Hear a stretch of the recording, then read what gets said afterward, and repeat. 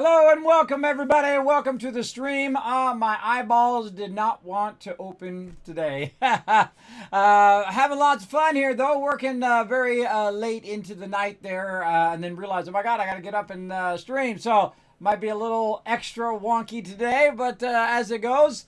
Also, my kids are home for stream break, so I might have to do some extended AFKs at some point.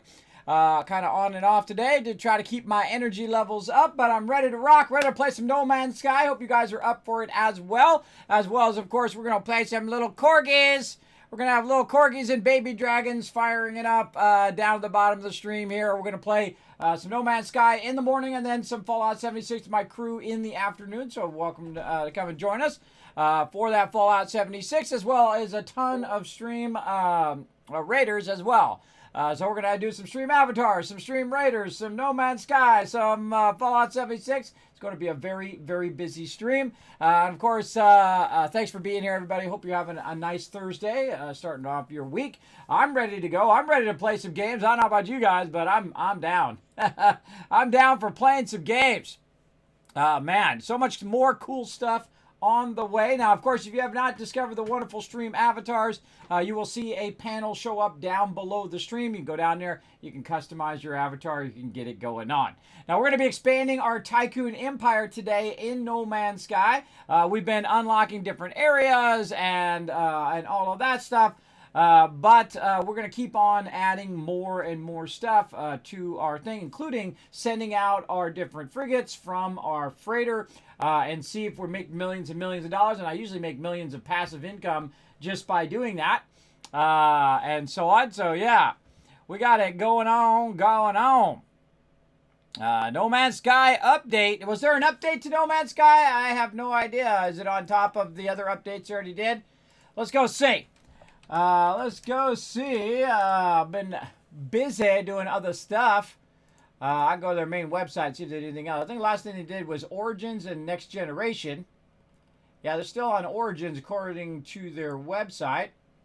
Origins, incredibly fantastic update. And then they came out Companions. That's right, Companions was the last thing. Yeah, that's what it was. Companions as well. Also for the PS5 and Xbox Series X and S. Amazing updates they've been pushing out. Remember, these are all free. These are free updates for this game. So incredibly, these are massive updates too. These aren't like little, they ain't like, hey, we added like pets. They added like, boom, they added like a massive area to add all these companions. There's a lot of stuff I have not even done in the previous updates, let alone getting into this. So yeah, let's look at it real quick here.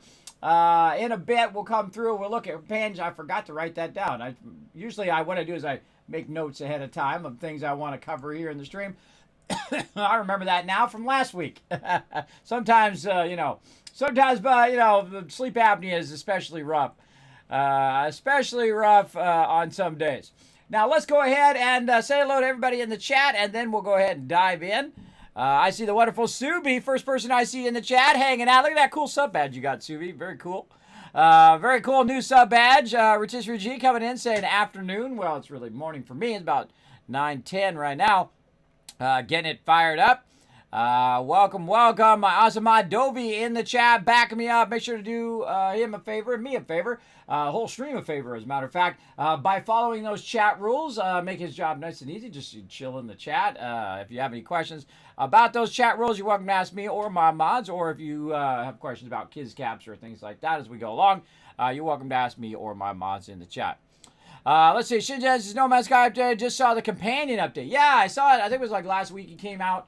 I didn't get to it last week, but this week, because we play it one day a week, and a bunch of other stuff going on. So we'll get around to it. We'll get around to checking all that stuff. I don't know. It'll be today. Might be next week or the week after that or the week after that. I'm never in a hurry, right? Like when a new update comes out, I don't rush and try to do everything with the update like really fast and try to be like the person who gets it done like in 2 seconds. That's not me. But I do like playing some games, and let's go do that. Let's go.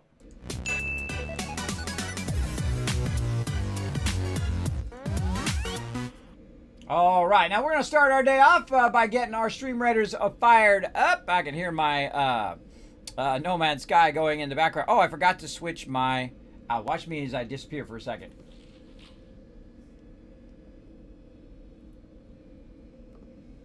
And there I'm back. All right. I have to switch my setup there. Let's mute that sound for a second. Let's go ahead and get in some stream raiders first. This way we can start this going. I forgot to collect that last time. All right, we'll grab it. Oh, cool. It switched over. All right. What else? I think we're working on our legendary drop. Yep, we got 2 more war beasts to put down. How much time we got on that? 2 days. We'll get that done today.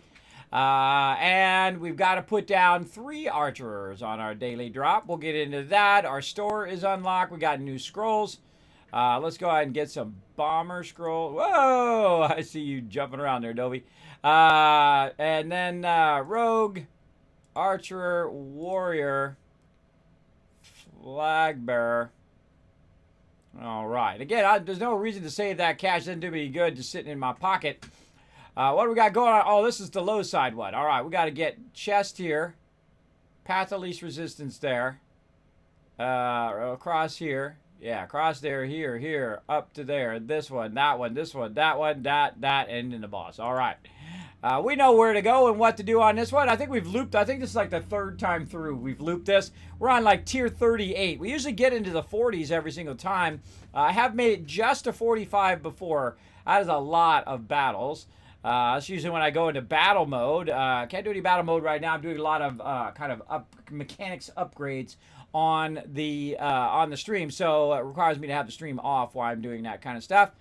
Let's see. So we need an archer, and we need our big guns over here. Let's just go ahead and start with our big guns because that's gonna take a while to cool down. And let's just say right there. All right.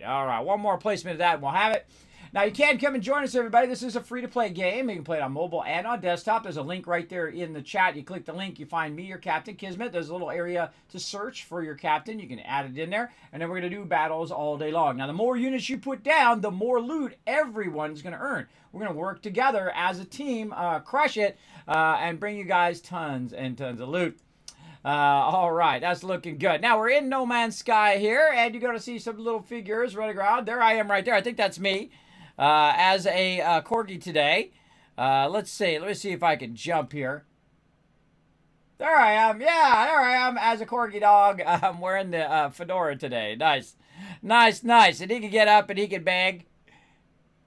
Come on, please, give me a treat. That's a sparkle dog for you. She also pants, which I think is super cute. And then takes a nap.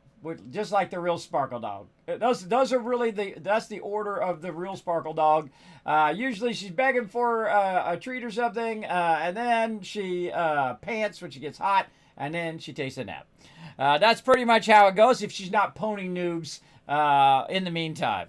You got to rest up when you're poning noobs all day long. She's super elite, everybody. Super elite.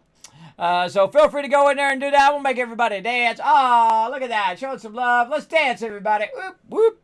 Let's dance. Let's get Norbert up here. I love how the little Norbert does the same thing as the big Norbert does that.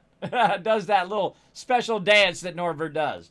Had all those custom animations done for all you guys to mess around with. Again, you can't customize your avatar. You have to go down to the panel there and set up the panel. And then if you say something in the chat, your avatar will appear and walk around at the bottom of my screen, which is really cool. There goes Rotisserie G. I think we need a few stars to get you guys going here. Let's go ahead and drop 3 stars there. You can go exclamation jump with your avatar. Rotisserie G is a pro.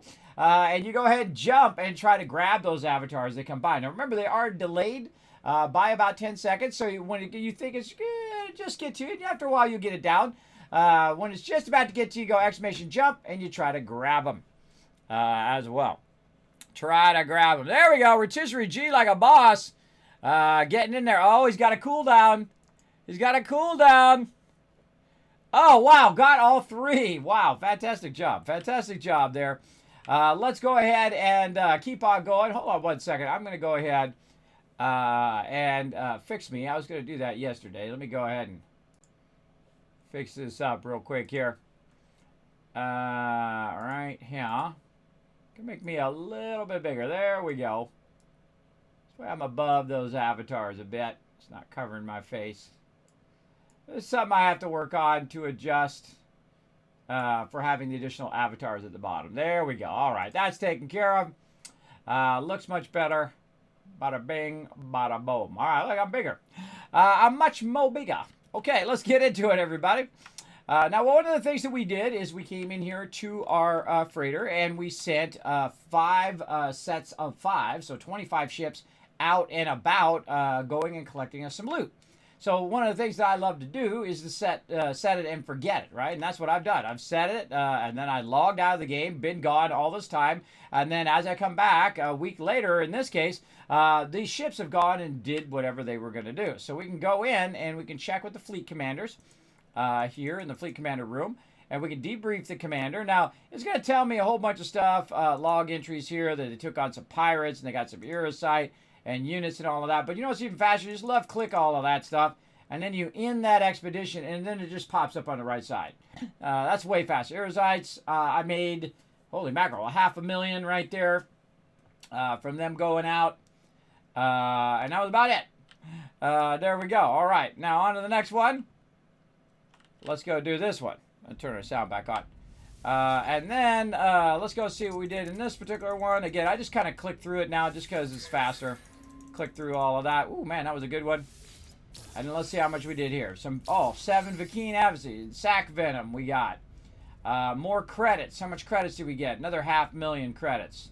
Now, each of these ships cost me $1 million, $2 million, $5 million, whatever it is. So eventually, I want those to return that investment to me.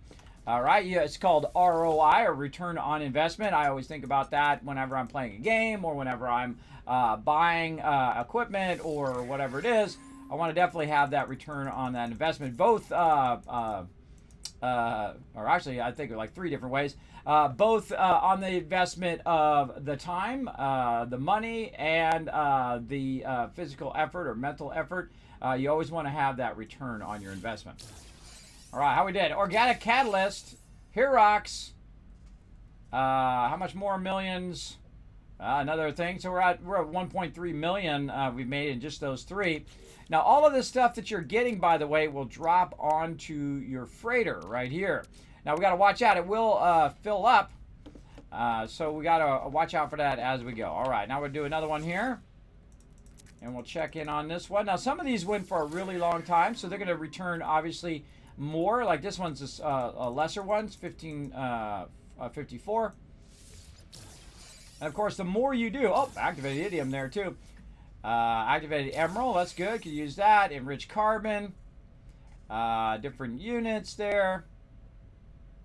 All right, not bad for a first round. Not bad, not bad. So we're at 1.5 million there. We sent a bunch of ships. Those are the first 4. We got one more group here at the end. Let's go ahead and debrief.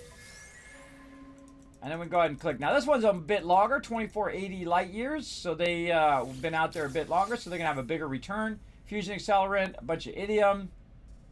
Whoa, hey-oh, that was a good one, 2.5 million. That was a good one. That's just in this one round. That was a pretty good round. That was a trade round for sure. That got a lot of cashola. Now, that was his first round. Now, the more you send it out and the higher level it is, the more difficult the missions, the more rewards that you're going to get. So, good time to save. And then let's go look at our loot. Now, some of this is loot that I have not gotten yet. And so, it's a good idea when you get this loot to make sure that you unlock it in your inventory and whatnot. Like, great example here is this enriched carbon. If we go into our catalog, and we look and say, okay, do we see enriched carbon in here somewhere? Which may not be in here. It might be under crafted products. Let's see. Right there. There it is. All right. So we unlocked, and I actually reset this because I've already unlocked all these before in previous playthroughs. But now we know how to make that with radion and condensed carbon. If we need some enriched carbon, boom. Now we know how to make it because we've found it the first time. I like games that are like that. That basically, to know how to do something, you have to find it or find a combination of that item or somehow acquire that item through the auction hall or through these different things to unlock that particular item. So it automatically does unlock it here in our inventory. And then we can take this stuff and we can put it away into our storage container, which definitely needs to be cleaned out. I can tell you that. How can I tell you? Because I can't put anything else in there. All right, and we can put that in there. Now, if I can put stuff in there, that means there's already some in there.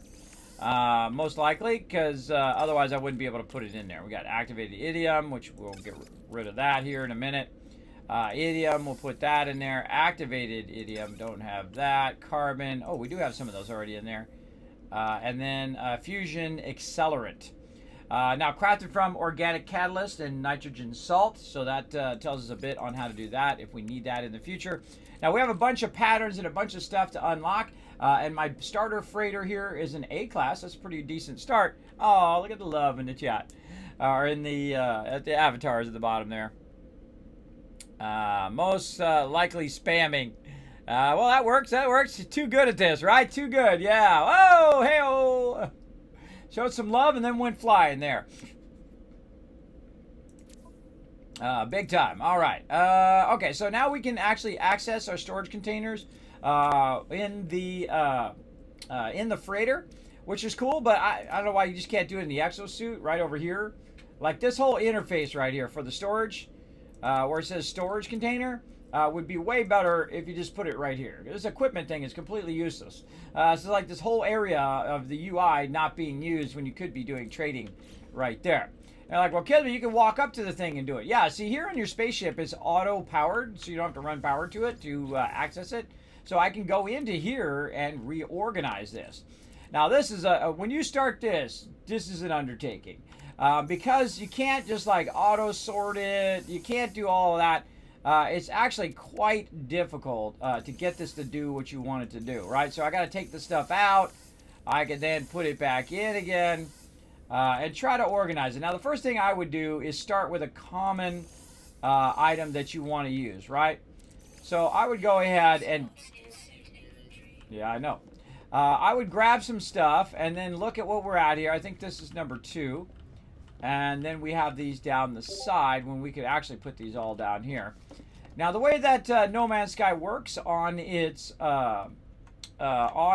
system here is that it actually is most of the building is additive building, and this is like subtractive building. It's very awkward at first when you first try it, but you will get it down over time.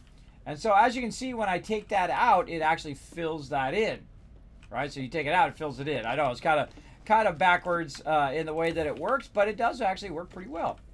And so we're going to go in and we're going to line these up now along this edge, so we can very easily just run across them all in a sequence. So we'll put number 3 right there, number 4 right there, number 5, number 6, number 7, and number 8. And I think we're going to have number 9 there. All right, perfect. Okay. Now, what that allows us to do, and it's just a perfect amount to run down here, is to run to the one all the way at the end. Now, what happens to the one all the way at the end is that sometimes if you don't have it all the way down, now you notice that that one's empty, right? Like, oh my gosh, we got all that space. Yeah. And this is usually where I put all my stuff I know I'm not going to touch for a long time, right? All this stuff right here, probably not going to do anything with, right? We've also got a factory override unit there that we could use.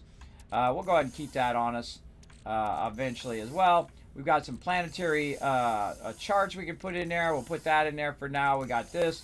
We're going to stack that in there. Put our tritium back up there. Our ferrite dust there. Dehydrogen up there. All right. We've also got some ferrite dust in there we can take out. And this is my, okay, I'm not going to touch that for a while thing. Now, if you notice that when I go into my inventory now, because I've added the rest of that storage, if I do go in and add something that before it wouldn't go in there, it now has the space for that because now I've added additional storage to my ship. So I have additional room. And so if I go look, I say, okay, well, this one's full, but that one's not full. So now I have that additional room at number 9. Now, I've got a bunch of stuff in here that needs a little bit of organizing. This is a terrible way to have to organize this much stuff. I feel like the big update for the game would be your inventory update. Number 1 would be to be able to access the storage container and all the storage containers in a big thing like this, instead of like this, combine all the inventory into one large inventory that you could just go look and scroll through and whatnot. Now, I don't know if it's like that because of console or whatever the technical limitations of it are, but I'm sure they're doing that for a reason, some sort of technical reason, or maybe it's just a design choice that they chose along the way. Either way, it's very, very difficult to micromanage your stuff. So at some point, what I do is I come in here and I try to organize all my stuff. Let's take our pyrite out there. I try to organize all my stuff here in the first one. And then all this other stuff that I'm not going to use, I can run all the way to the end here, or I can run through here. You can see them, they're all lined up. This one kind of bumps you around everywhere, so I go to the outside here. And this is exactly what I do in other games like 7 Days to Die, is I work from the beginning and the end. And the reason why is you want to put all this stuff out of your way. Otherwise, you're just kind of reorganizing it all the time. And so I can specifically tell it to go into this last box. And so you can see I'm starting to get like items in that last box. We got some dioxide there, ammunition I don't need, pyrite, and idiom. We'll go ahead and we'll take that out for now. And then punch in there. Put that in there too. All right, and then back and forth until we get this organized. Now, again, this can be very tedious after a while and really not worth it. I probably do this like once or twice in my playthrough because it's so tedious. I really feel like this is probably one of the biggest things that I think they could update quality of life wise is the ability to better organize your inventory. And so we're going to take as much of that stuff out of there as we can and run all the way to the end again. Now, some of this stuff is not going to properly stack. And the reason why is it doesn't look through every single box while it's stacking stuff. And so I might come over here, start stacking stuff, only to find that I already have items in here that I can stack. And see, I go through it, I click it, and she's going to say inventory full over and over again. But you can see I try to stack it as best I can. And then when we're full inventory, then we have to make some decisions as to how we're going to get all this stuff out of here, right? We get a little pyrite out of there. Is there any copper? All right, there's no copper there. Let's go ahead and run back down here. And it doesn't, see, there's no big sort function either. A sort function would be amazing where it puts all of the materials together that we need. Like a great example would be all of the ferrite dust in the same box. It would then organize it that, all the carbon consolidated, right? Because you could have a little bit of carbon in this box and a little bit of carbon in that box and a little bit of carbon in this box, and that's 3 slots used up instead of just using 1. Oh, we got dehydrated jelly in there too. We're taking that out. And so on. So let's go ahead and put some stuff back in temporarily in this box that we're going to come back to later. Let's go ahead and say idiom, dioxide, ferrite dust, dehydrated sodium, all this stuff that we normally use right here. And then we'll take out all the stuff that we're not really using, like that stuff, and that allows us to sort a little bit. All right, so that second box will just be its own kind of thing right now. We'll try to get some pyrite in there. Ferrite dust, pure ferrite would be good. Okay, so now we got that one. So this is the first one, and that's the second one. Now, if you didn't know, you can actually go in and name your containers. So let's call this copper basics. All right, copper basics or other basic elements that I'm going to need. Let's say some silver we're going to put in there, and maybe some activated idiom. Looks good. Maybe some paraffin in there as well, temporarily. Now I'm going to be, of course, organizing it and then reorganizing it and reorganizing it, because that's what I'm going to do. Now I'm going to actually go to the second to the end one, because that's where we're going to put all of our random stuff here. We're going to take out everything right over here that is kind of a component. Now all this other stuff right here, I can tell you other than this, all this other stuff I'm not going to be using for a little while. Now frost crystals are a element that you use for gardening and things like that. So that's something you will need later on. So we'll go ahead and put those in like that. We're going to take these out. We're going to put all this stuff that goes along with this back together. Right here. All right, that's looking good. And we'll temporarily put that there. Now let's go ahead and walk right here. See what we got. Do we got any other materials? Yes, we have lots of gold, oxygen. Again, look how look how quickly your inventory can fill up with just random stuff, right?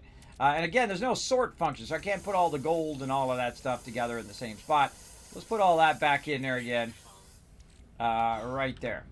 Now we'll come back to that as well. Let's go back down to the end. We're going to go back and forth, because such is how this inventory works, and that's the tedious part of the inventory. And then this part's full over here. Let's see, we get some oxygen in there. No. How about over here? How are we looking on this one? Maybe some uranium, some oxygen, sodium. Oh, we got a little sodium, a little gold, a little silver. All right. Then we'll go back to this first one. And then we'll organize this. Now, I've already got some silver in there, so I can take the silver out, maybe take the paraffin, put that first, put the silver second, and then we can go ahead and put all of our silver in there, maybe all of our gold together, some nice sodium, and so on. So I'm just kind of moving my raw elements, the elements I'm going to be looking for the most, to the beginning. Now, why do I do that? I do that because when you go to look for something in your exosuit, it has this really obnoxious scrolling transfer items window. Again, this transfer item window should be right here. Even if it's just the window of the storage, it should be right here where it says equipment, so that you can transfer stuff back and forth a lot easier than scrolling through this thing. I hate scrolling through this thing. It is absolutely one of the worst interfaces. Now, the way it's like that is because of the console version. Is going to basically do that. Now, some of the stuff you see in there is actually in my inventory. So if we click on this part right here, it's going to show us just the storage container, and notice that it shows us storage container number 1 first. Down here, jumping around. So notice it shows the storage container number 1 first, and as we kind of click our way through there, it actually goes in order from 0 to 9 of all of our inventories. So we can actually put the stuff we're most commonly looking for, so we don't have to scroll through 8 pages of stuff while we're trying to get our particular loot. And so we're going to put some stuff there. Now, again, we only have a limited amount of inventory, and we can expand our inventory as we go. But I'm really just taking out stuff that I know I'm not going to use for a while. So let's go to that one. Let's go over here. What do we got? Some of that stuff I'll probably use. That's actually pretty good, well stacked there. Next one. What do we got here? All right, no, that's all looking good there. Next one. All right, yeah, here's a bunch of random stuff that I'm not going to use anytime soon. Probably cadmium would be one of those things I'm not going to use for a while either, but we'll leave that in there for now. See, all the stuff that I'm not going to use for a while, there's no reason to have it so early in my inventory because I'm not going to be looking for it. And so when I'm scrolling through, to get to my copper, which is like a basic item, I don't want to have to scroll all the way through 8-9 pages of that because the scrolling sucks. So we're going to get anything that's kind of non-common right over here. We're going to put it here at the end, just like this. Now, of course, you can stack more in these than you can in your personal inventory, and then also in your cargo slot. So we can massively stack all this stuff in there. Now, another good one to put here at the end is all of your items that are for reputation. Another good idea is the slime. I'm probably not going to be dealing with too much of that. What else? Probably not dirty bronze for a while. Herox, not going to be using that. Notice that the Herox stacks all the 4 slots in my inventory, but 1 in there. Pearls, not going to use that for a while. Meaty chunks, I don't think I've ever used that in any of my playthroughs. Maybe this will be the one. We got some Pheronome bottles. Now, some of the items that you get are purely a trade item that you can just sell, or that are scrap items that you can sell. Those are good as well. But we're going to go ahead, again, look at this. 3 slots used, but 1 slot there. 2 slots there. So these are much more efficient in your storage than they are on your character. So that's looking pretty good. So we go ahead and take kind of our random stuff that we're not going to use for a while, put right there. Now, the next one we're going to do is we're going to go to this one now that we have it a bit more consolidated. And again, same thing here. We're going to say, okay, is there any reputation stuff in here? Okay, there's a Korvax thing there, a Viking effigy, maybe this anomaly detector when I'm ready for those. we'll keep those in the very last one. I'm not going to be doing any anomaly stuff right now. So let's go ahead and put some more of our rep stuff in. Now, you can also just take this rep stuff and use it up and boost your rep. That's another good use for it, but I'm just going to put it in the last one right now, build a bunch of it up, come back to it later on. Now, there's another, again, for farming and stuff like that, we can go ahead and put some of our farming stuff in here. So we're going to just call this one farming, right? And then so it has a name. So if we go in and we go to freighter and we scroll through here, look, this is copper basics, and it actually remembers the name of your storage containers. There we go, farming. And then the last one here, I will put rep and miscellaneous. So let's rename that rep miscellaneous, just like that. Real small names, just to make it easy for me to see. But I already know what they all are because I have a set way that I do it. And all right, so now we've got some Mordite, which we use for crafting and for doing stuff. Frost crystals, cashless, that stuff. Pundium we're going to use. Marrow bulbs we're going to use, right? Let's take this other stuff out and grab these marrow bulbs, put them back in. We know we're going to use those later on. We're going to grab all this other stuff out. Fungal mold is a good one. Now, some of this other stuff we know we're not going to use for a while. Let's get over here. And let's go ahead and consolidate those down. So gold nuggets. Now, here's the thing about gold nuggets. You know, you can keep them like this, or you can actually convert them into gold. We'll convert those into gold. Sometimes it's more efficient to stack it one way or another. Storm crystals, don't need those right now, but those are worth 130,000 each. You can run around and get millions and millions of dollars worth of those. Magna Gold, Graphene, I know I'm not going to use that for a while. Enriched Carbon as well, not going to use that for a while. And that's pretty much takes up that last one, right? There's more graphene there and whatnot. That takes up that last one. Not going to be using a lot of that stuff for a while until I get into the larger crafting. Now, again, some items I have that are just worth money. That's a good one there. This one right here is also another one. Spawned lucrative trading opportunity for those willing to deal in waste products. So I can sell those as well. Non-stick piston as well. I can just sell that. So because I don't want to save that in my inventory. That's just a waste of inventory space. If I need it later on, I can always try to get it later. Now, let's go ahead and take this out. Fungal mold back in again. Resonator. Now, this is more of a crafting item right there, but I'm just going to get rid of it. No reason for me to keep it. And this one right here, a good one, is actually a mixture of 3 different elements, which is Herox, Dirty Bronze, and Lenum. And so that's a really good item to store over there.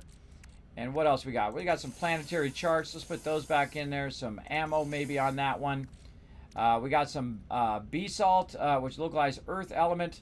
Local mineral extract typically found in large deposits or extracted from common materials after inspection with analysis visor. So that's an item we can get. So we'll put that in there. It's not something we need right now. Not really a high quality item or an item we need. Now, another great example, emerald is something you're going to use for your crafting, for your stuff there.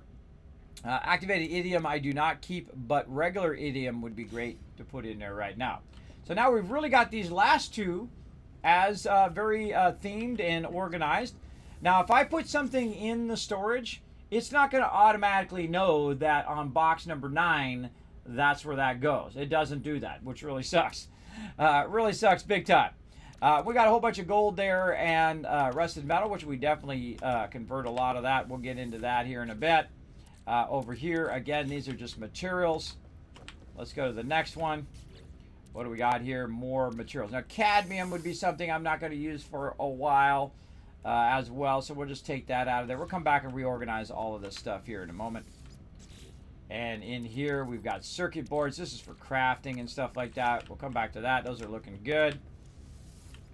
We're just looking for unusual stuff that we'll probably put at the end of the line. Always start from the end and work your way backwards, both in game and in real life. When you're doing projects and things like that, it's going to help you a lot. Helps you visualize where you're going and what you're doing. And once you have a goal, once you have a mission on where you're going, it really clears your path of what the steps are to go from where you are now to where you want to be, both in your career, in there, and it works very great as a graphic designer. I've been a graphic designer for 30 years. Believe me, It helps you a lot from avoiding issues along the way. All right, that's looking good. And then our last one here. All right, so we don't have too many uncommon items to organize left. All the rest of those are resources that we are extracting and whatnot. So let's go again to our farming one here. And we're going to say, okay, idiom we're not going to need for a while. Radion, no. Hexaberry is a good example. Not going to use that for a while. Magnet resonator, probably just sell that for now. And some cadmium. There we go. Okay, so all the stuff not going to use for a while at the end. Now remember, we did get some new stuff from our freighter as well. So we want to go ahead and move that over to our exosuit so we can micromanage all of that as well. Okay, very nice. And now also we can put our activated emerald in there. And then now we're going to take, we've still got additional items that we don't have, right? We don't have in either of these, right? And you definitely want to see if you already have it in there. If you already have it in there, then you want to stack it with what you got. Good examples like this sac venom here. It can just be sold at the Galactic Trade thing, so I don't need to keep that. Gravino balls, you definitely need to keep those. And those are part of your crafting over here. Now I'm going to actually say, you know what? Let's move these items down a little bit more, right? And let's keep these together. Right here, we've got our maps. Let's take those back out. Let's go ahead and put this in here temporarily. Take that out. Again, see how like cumbersome it is to work with this stuff? I feel like this needs a huge upgrade. And they've been crushing this game. They've been doing a really phenomenal job on it. I'm not trying to put the game down. I'm just trying to say that that could be way better. So I don't have to spend an hour doing this. Or actually, I've been spending 30 minutes so far working on it. But it has to be done at some point because when you're looking for something, there's nothing more annoying than not knowing where it's at, where you have to go and you have to track it down. Okay, where did I put it? Which box is it? You got to go in and out of every single box looking for the actual item you're looking for, right? And so you want it to be in a certain box where you can find it, where you can extract it, or have a large inventory that you can scroll through very quickly and get that going on. So let's hope that comes in at a future update. Now let's go ahead and, hey, look, I remembered. Let's go ahead and do a battle. Get our battle started up today. How many units? Wow, pretty good start. About 46 units on that one. Let's go. Oh, look at this. We got those cards. Whoa, Dobie tried to get in the middle of it. Jumping around. Oh, man, I feel like we're going to roll over them now. We unlocked those additional units, which are helping us out. Look at them running around back here. Running around behind me. They're going to come out over here, right here. There they are. So you unlock these by hitting that card. And then you have additional units to help you in your battles. Great stuff. All right, Rotisserie G, Haley, and Dovey getting some love. Wow, I'm MVP, but we're going to say Lenore Stories MVP because we don't count me. All right. Got ourselves some Table Talk tokens. Let's get into it. All right, so we already did our big guy here, and I love doing these quests. They're very, very fun. Let's get our archer. And do we want to go up or down? I feel like we want to get this card right here. Would be a good idea. So let's see. I'm going to get right about there, and I think I can get hit by that. Yeah, there we go. We'll try to convert some of this stuff here at the bottom, and then it will fire its way across, and then we can run up, take care of that upside area. All right, boom. Back to some No Man's Sky. That's a little side game we play if you are new to the stream. That's called Stream Raiders. Very fun. It's free to play. You can play it on the side while you're watching the stream. Okay, so now we've got a good consolidation of our farming items that we're going to need later on in there. Now, if we need some sac venom later on or whatnot, we can make that. Or I can just say, you know what, I got the room for now. Let's put it in there. Maybe I'll need it. Another example here, organic catalyst. Do I need that right now? No. Will I need it later? Probably. Most likely. Sometimes I'll play through my entire playthrough and never use any of these things. And so I kept them in my inventory for nothing for an entire playthrough. And I played through, 30, 40 times now and again. I can't remember. It's a lot of times. I played through many, many times over the years. And sometimes I never use any of it. And I just wasting my inventory space and my mental space of organizing it. Now, let's get into the next thing that we're going to need.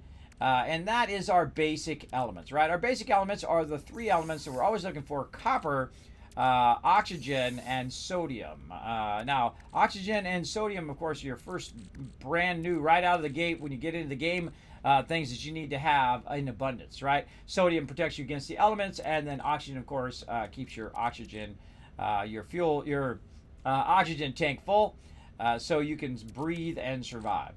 Now, what do I use the most of? Ferrite dust, actually, is probably the #1 thing I use in the entire game, because I use it for building and expanding and things like that. So we're going to go look for ferrite dust. There we go.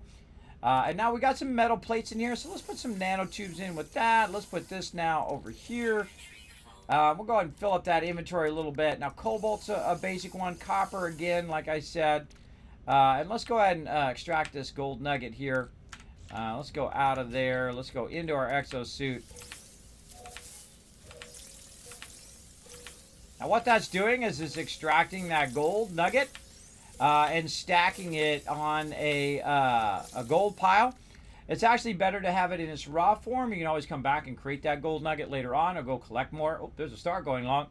Grab it. Exclamation jump when it goes by. Remember, it's about 10 seconds delayed, so use your jump accordingly. All right, we'll put that stuff in there temporarily. There's some oxygen in there, too, I can take out. There we go. And let's go to the next one.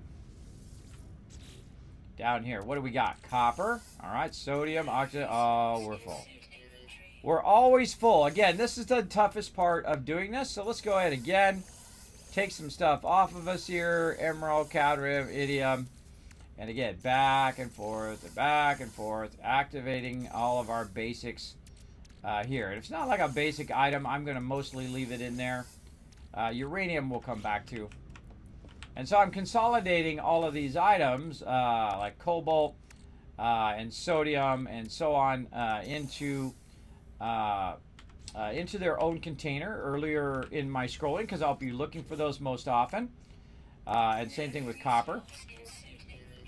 All right, again, full. Now, we'll actually work on our inventory as well, expanding that. That'll help us out a lot. All right, so right here in the beginning, we got some gold, we got some sodium. But what I really want in that first one is I want my basic elements, right? And this one, we're already full. So let's actually go ahead and do ourselves a huge favor and walk right over here. And let's get rid of some of this excess stuff that we're carrying around, which is blocking our ability to do stuff. So we have fusion accelerant, right? Now we can make it from organic catalyst and nitrogen salt, so we can always make that later. Get rid of that. Signal booster, I can always make one of those. Let's sell that. Ion battery, get it out of there. How many of those I got? I got 3. Let's get rid of that. Piston, out. Activated iridium, we'll sell a bunch of that later. But you know what? Let's just get this out of our inventory. There we go. Pheromone bottle, gone. We keep that factory item. Magnet resonator, gone. Tube, gone. Right? So clear out all the extra stuff. Light support gel, out of there. What else do we got that we can go ahead and just get rid of? Nothing on us right now. Now, sometimes you'll see all this stuff down here. These are the other items that you have somewhere. And that you could go and get out of your inventory and put in there and sell that stuff. Now, again, now we got some more slots free. Going to help us organize right here. Okay. Now we'll take our silver and gold out of there and our paraffin, and then we'll go, okay, we got more copper, right? Now, another thing that you can do is not even run up and down the thing. You just hit X, click right here, and then scroll down, and this is a really obnoxious way of doing this, but we can't do it this way, and try to find that copper. See that? Now I got to hit X again, and then I got to scroll down and look for the next bit of copper right there. Now I can hit return or something like that, or I can click it, hit return. It doesn't really, like, do it the way you want to do it, right? You want to grab it, put it in there, and then the windows stay up, right? Again, window over here, allow me to transfer much easier. That would be way better. And so now I've grabbed it in my inventory, and now I can transfer it into the one where I want it to be. We'll take the uranium out. We're going to go ahead and stack some sodium in there.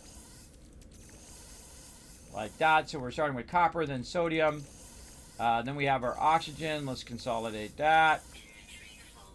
And of course, that one's now full. Now notice we've also got chromatic metal there. That's actually what you want to convert all this copper into, is chromatic metal. I typically don't leave it as copper, so that'd be a good thing for us to do right now. So we're doing kind of like multitasking at the same time, is to keep that stuff going. Those guys flying all over the place.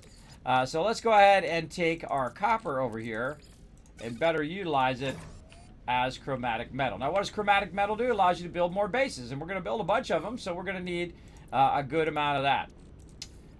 We're going to build out our station up here too. This is a good thing to do while you're organizing your inventory. We'll take our rusted metal and ferrite dust out for now. Is to have stuff running, right? Something doing something while you're doing something else, and have this stuff constantly rocking and rolling. Now, as you can see, I probably don't need any more copper. I'm probably pretty squared away copper-wise, because I got all oh wow, I don't have the fifth one. I have all four of those going. Normally I have another mini one. We'll go ahead and add that later. But I want to keep that stuff running. I want to keep as many things going simultaneously while I'm doing something else. All right, so that copper is looking much better. Now, do we have copper anywhere else? Now, let's go ahead again, get to our inventory. Let's hit X. Let's click this. And let's go through. We've got to take our time because sometimes you can go right by it. There's some more copper there. And at least it remembers where you left off, in the fact that it remembers this part. It doesn't remember where you were down here, but it remembers which tab you're in when you come back in there right away. And again, so we'll go through. Now again, I only do this like once in a blue moon just to kind of organize my stuff and condense it down. I don't think we have any more copper. I think we've got that squared away. Now also, on top of the copper that I currently have, it's extracting a ton of copper automatically for me right now. And so if I want to go and get more of it, I can. I really don't need to. I really, really don't need to, because I'm starting to fill up with way too much copper. Now, another thing that I could do is to make a little extra cash is I could say, you know what, screw this copper. Let's grab all this copper out of here like this, and let's just go ahead and run to the auction hall here and say, you know what, I've probably got a bunch of other copper elsewhere that I can get. I don't really need all the copper right now. Let's go ahead and sell that for $4 million. That's right, that was $4 million just sitting in my inventory over here, not being used at all. And here's more of it. Now, one of the problems with selling to the vendor, and you can outdo this by selling it to some random person in their ship, we found, but I don't like to do that. It feels like you're cheating the game. And so if I go in there, now the demand is minus 40%, right? So it's way down. And if I sell it again, you're going to see that it is way, way down in its value. And let's see if we got anything else in here that we might want to buy now that I think about it. Not really. Not really. Okay. So now I've cleared out some of my copper. I don't need to keep a lot of copper. Maybe just a little bit of copper. And I'm going to get a bunch more here in a bit. So we're going to leave that as is. Now, one of the things also is the ability to drag the thing exactly where you want it to go. It doesn't do that. You can't grab it from over here and put it right there, which is where I'd want it to be, which is also pretty obnoxious. And so we'll put our oxygen in. We'll take our sodium out here, restack our sodium. Now, why do I need so much sodium? Why do I need so much oxygen? I really don't. I really should be taking this and converting all of that as well. The thing I need a lot of, ferrite dust. That I definitely need a lot of. So now now that we did copper, we're on to sodium. All right, so let's go ahead and get our sodium out of there. And go to the next one. Again, let's see how obnoxious this is to have to run. Oh, there's some Herox there I could put at the end. Any more sodium in there? No. Actually, I see some oxygen in there. Grab our oxygen. Much easier to run to the physical thing when you're doing so much organizing like I'm doing right now. And let's put our uranium away right there for now. There's more copper in there. Look, see, there's always a little bit more that I don't see whenever I'm doing this organizing. For sure. We're looking for sodium. There's some uranium, some cobalt. See any sodium in there. Uranium again. This is starting to get organized down here. And again, carbon nanotubes there. Nope. Pyrite there will organize. And then these two at the end are actually pretty much done. These ones at the end, I don't need to go and look at anymore. So I can go ahead and just leave it there. But I got a Herox I can put at the end. But I don't really need to look in these last two anymore. And that's what I'm trying to do. I'm trying to eliminate the ones that I don't need to look through each and every time whenever I'm looking for a specific research. And so we'll go all the way back to the beginning here. And we'll consolidate this as well in here. Now, do you need to keep this much resource? Probably not. We'll take the oxygen out. We'll try to stack it where it's together, right? So I got to kind of manually stack that in order because it doesn't. There's no sorting of how that works. So we'll go ahead and put that like that. And now we've got more sodium than we can fit in there. Let's go to the next one here. And this is a mixture of my elements that I'm commonly using. The next thing that I would put in probably would be ferrite dust. So let's go ahead and put ferrite dust here. You're going to see I got a little bit of ferrite dust going on. We can take all the rest of this stuff out. Put the ferrite dust there. Like that. Okay, and rusted metal is ferrite dust, by the way. We've got some additional copper there. Let's go look in this first one. What can we do here? All right, well, let's go ahead, take some this out. Let's put that in. Let's take some sodium out. Let's put it, again, see how I'm manually organizing it. I just happen to know if you take the last one out, you take this first one out, then you put it back in, it's going to do it in order starting from the upper left-hand corner and work its way downward down here. And so if I take out the oxygen or sodium, I'm able to put the oxygen there. Now, of course, again, all of this stuff is really not useful. You want to take all the stuff and convert it into something else. For sure, for sure. Hey, that's Mr. On You. I see Dovey in there. Blue Cronus saying good morning, everybody. Very focused today on organizing my inventory. And again, these are copper basics over here, copper and basics, which means oxygen and sodium. Then we're going to call this one ferrite dust.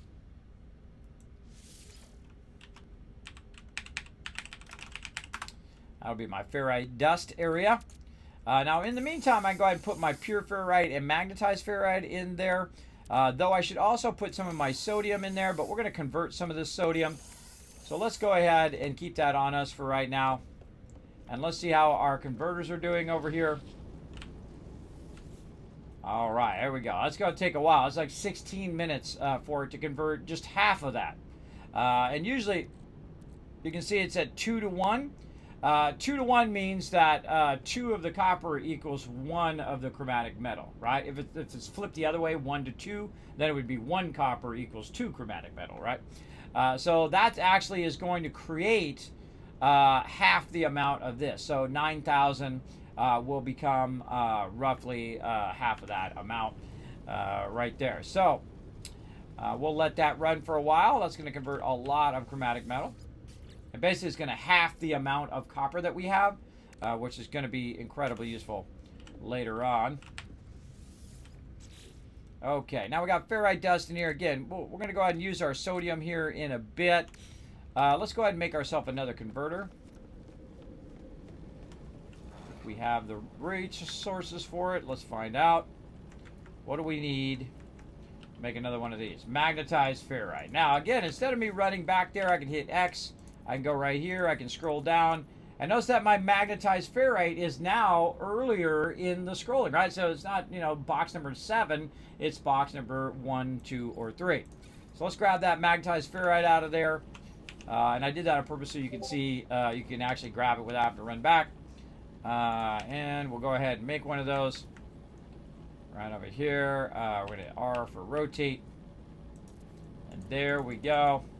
Now we're good. Then let's go ahead and utilize some of our sodium here. And we're going to begin making some sodium nitrate. Now, what we want to do is we want to keep this going, right? We want to go ahead and make more of these and keep these converters going and going and going. But I have a problem. See this little purple? That purple means I can't build another one there because it's too close to the other ones.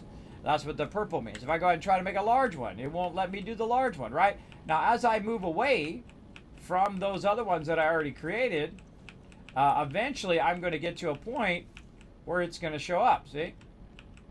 That means that you're now at the minimum distance from the other large ones and able to make more converters. And we want a lot of converters. We basically want a whole bunch of stuff running simultaneously. The more we have, the more efficient we are converting all of our stuff. Now, again, we're going to need some chromatic metal. That is exactly not what I wanted to grab. Thank you very much. Put that back into there. Thank you for messing me up there. Chromatic metal. There we go. And then we'll go ahead and put this in. Again, I'm going to try to get it as close as I can. There we go. And then we should be able to make another one.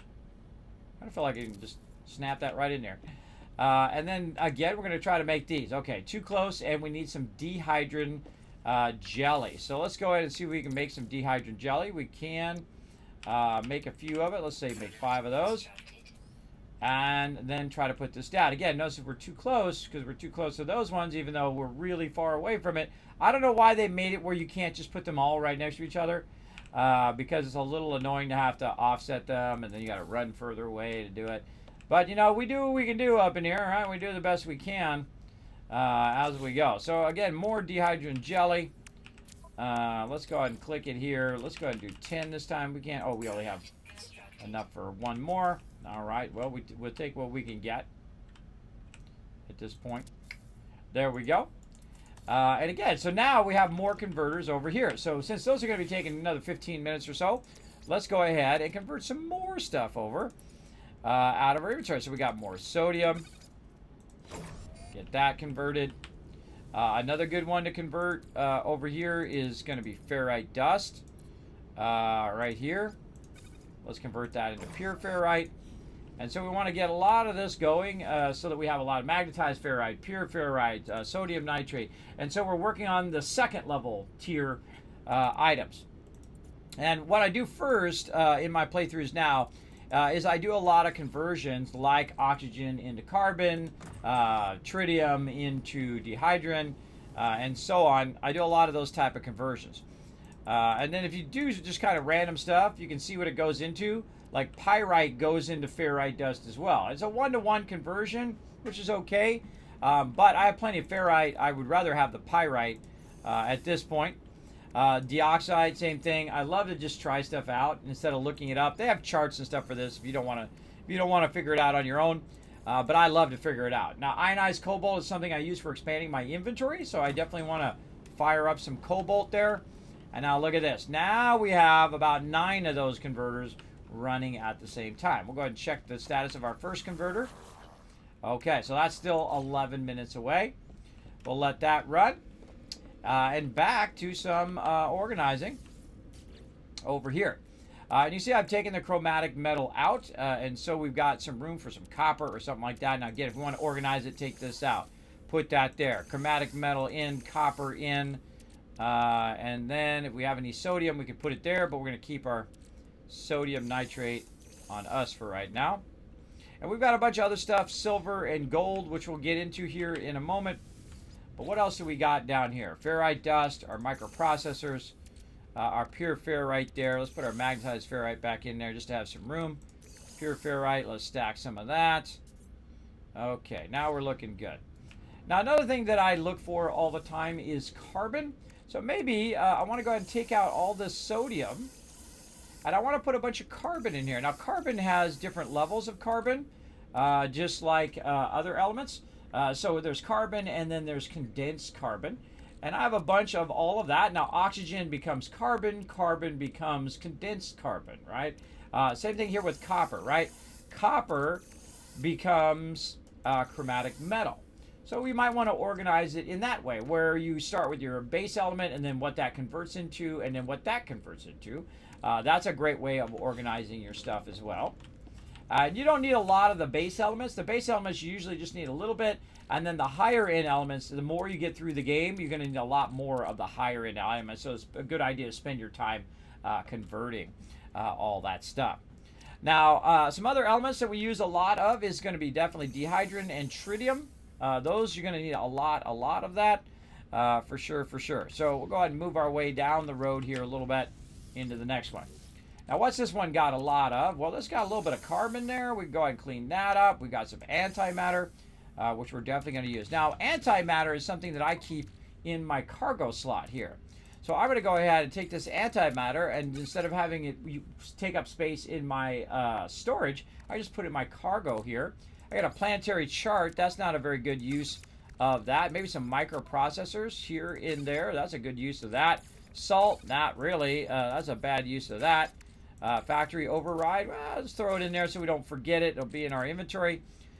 Sodium we've got in there. We don't really need that in there. And we've got some additional sodium here. We'll take that out. So as you notice that in my cargo slots are not typically the elements. The reason why is because I'm in normal mode. In survival mode, these actually stack your regular ore and your regular stuff like sodium. It'll actually stack it in a higher stack, 500 instead of 250, right? 250 is what it normally stacks in your inventory here.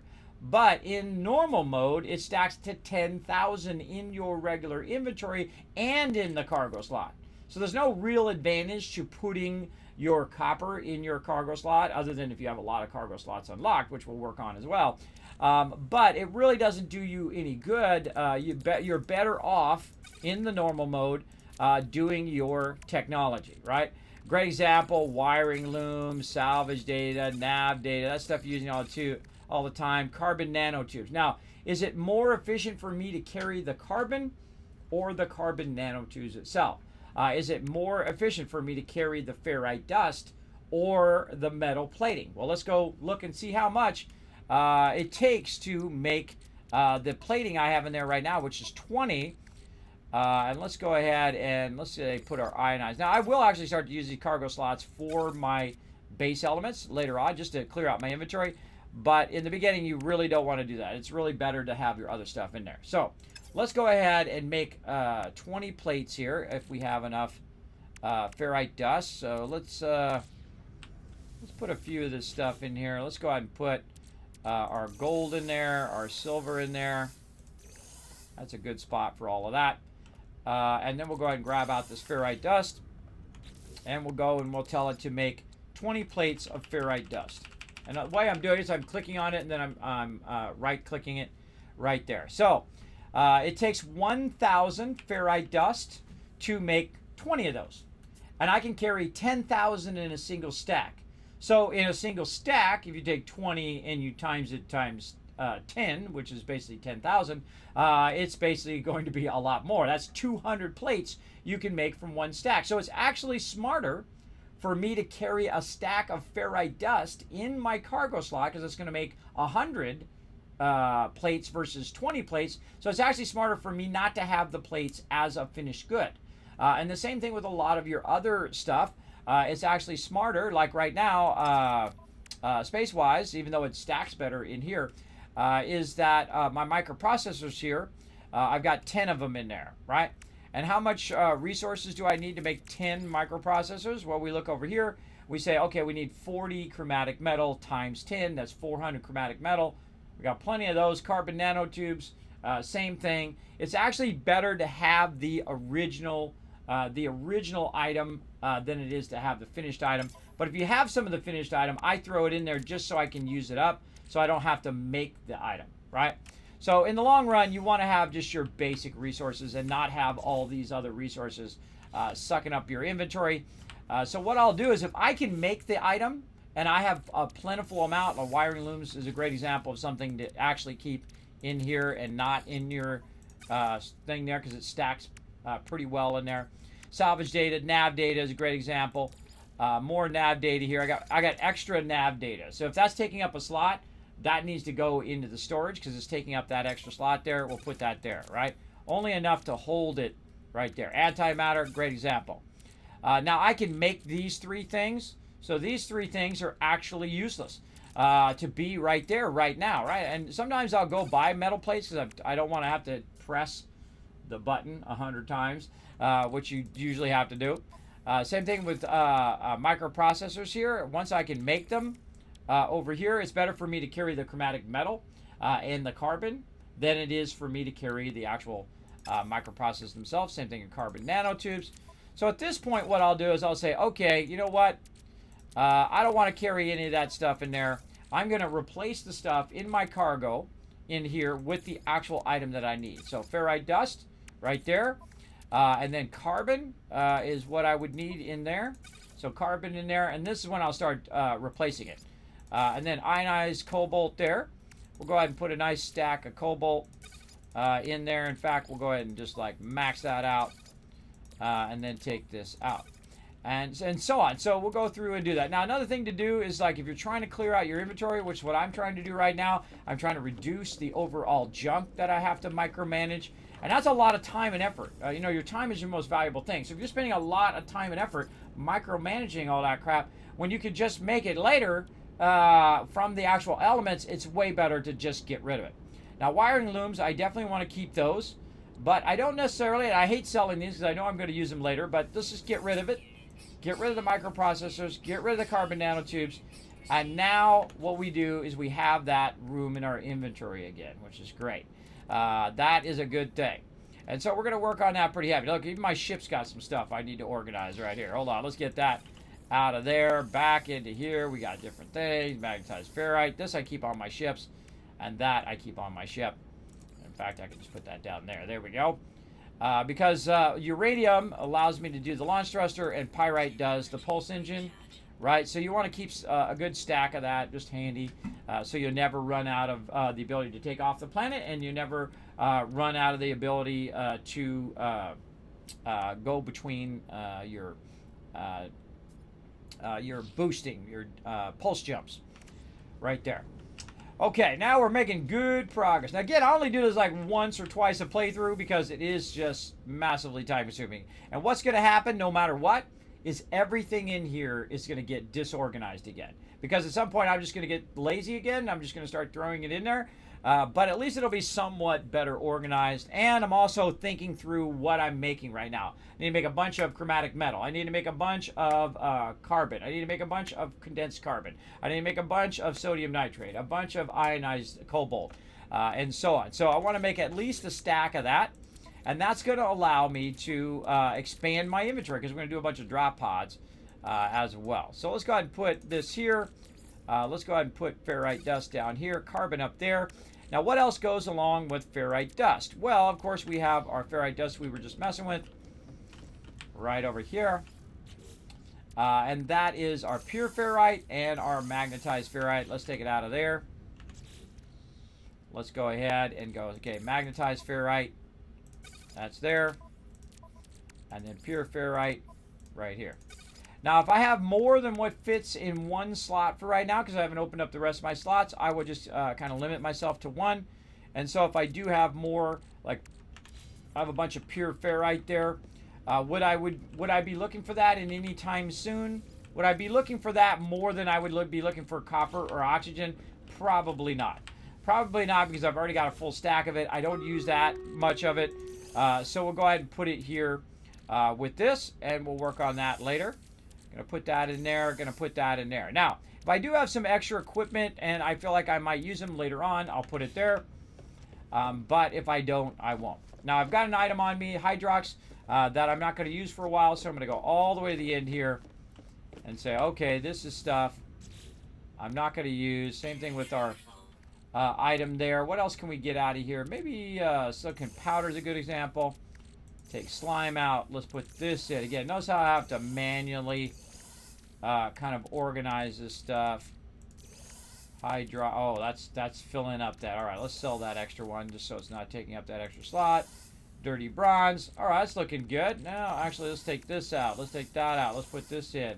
Let's take the Hydrox out. Let's put that in. Let's put this in here in one. See, it's not well. It's not good. I mean, it's not up to the snuff of how awesome the rest of the game is.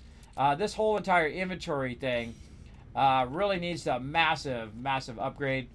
to make it easier for you to organize all your stuff. And not everybody's a giant pack rat like me, but most people are. Put a 1 in the chat if you're a giant pack rat, because you know that you're going to need those materials later, and so you want to have an abundance of those materials for when you need them.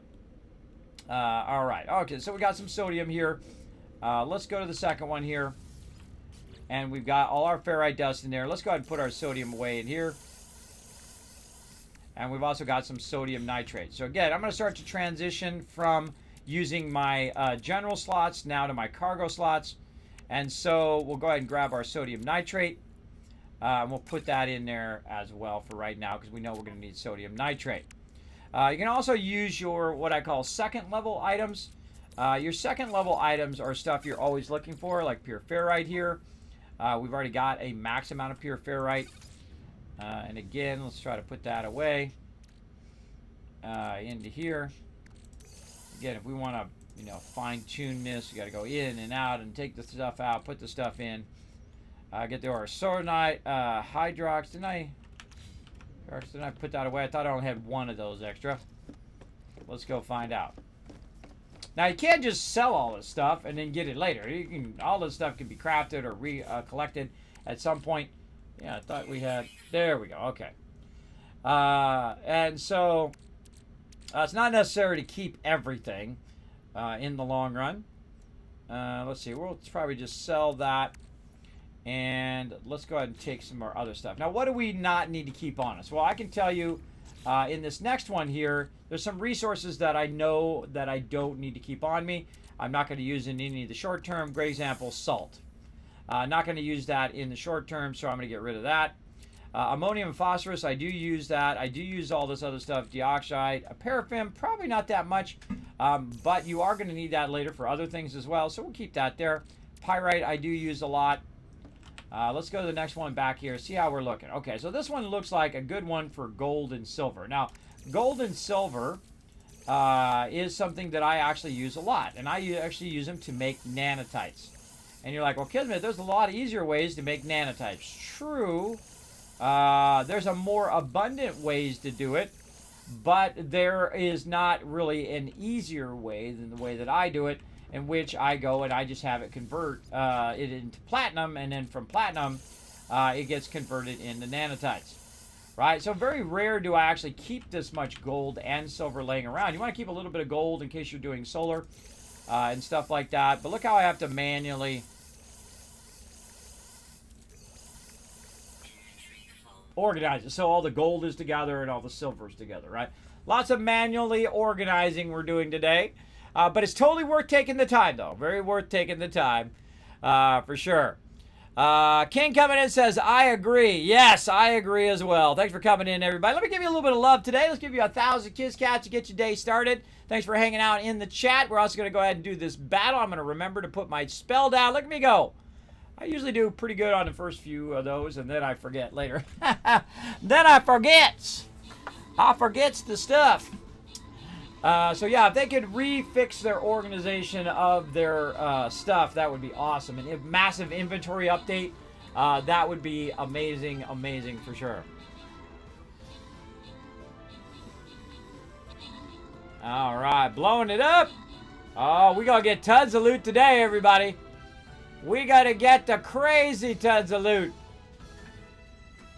Now remember, you can go ahead and organize your own corgi right down here. You can. There's a stream avatars box down below the stream that you can go down in there and set up your own corgi or baby dragon. You can customize them with different gears and outfits.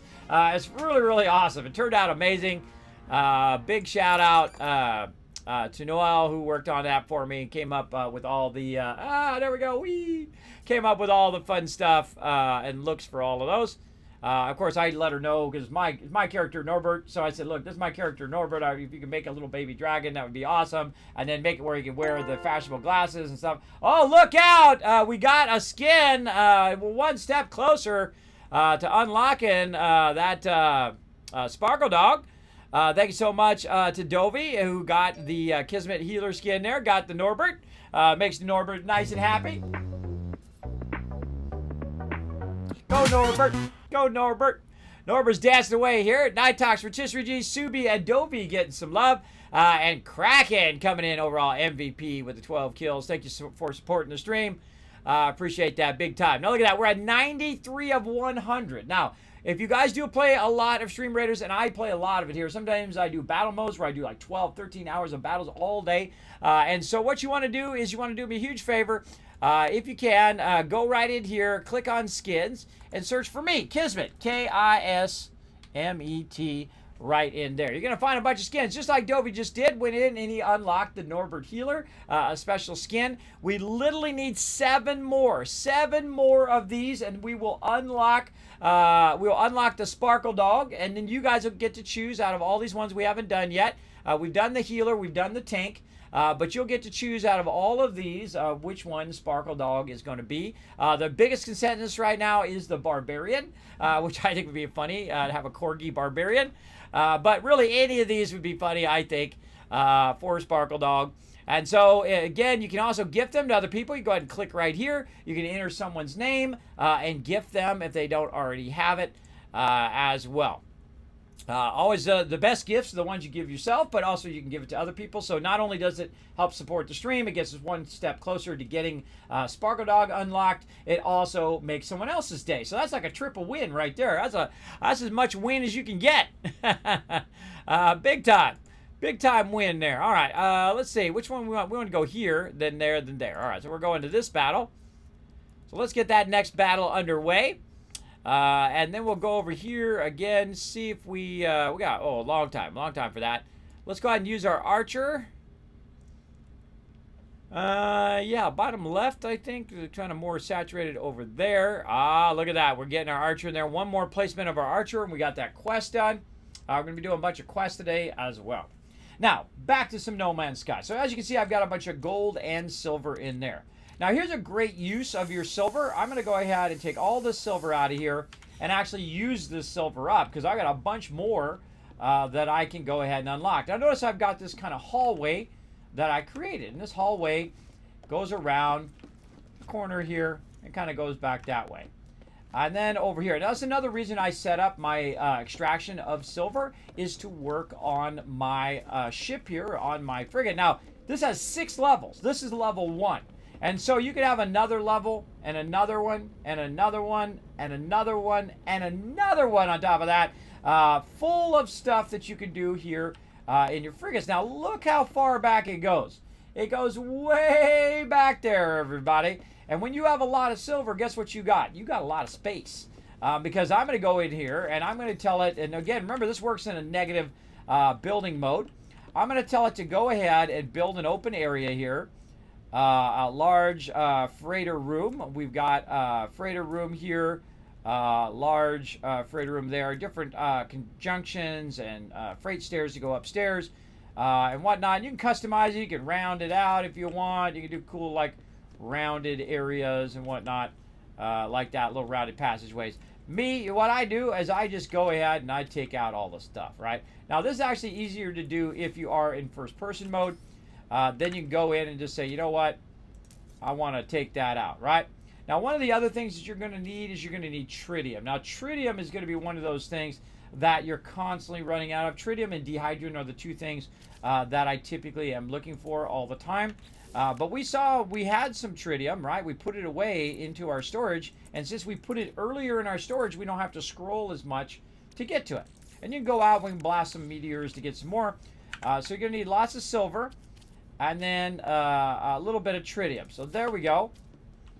And now what we're doing is we're putting a room in, which makes it, again, it's very awkward when you first do it.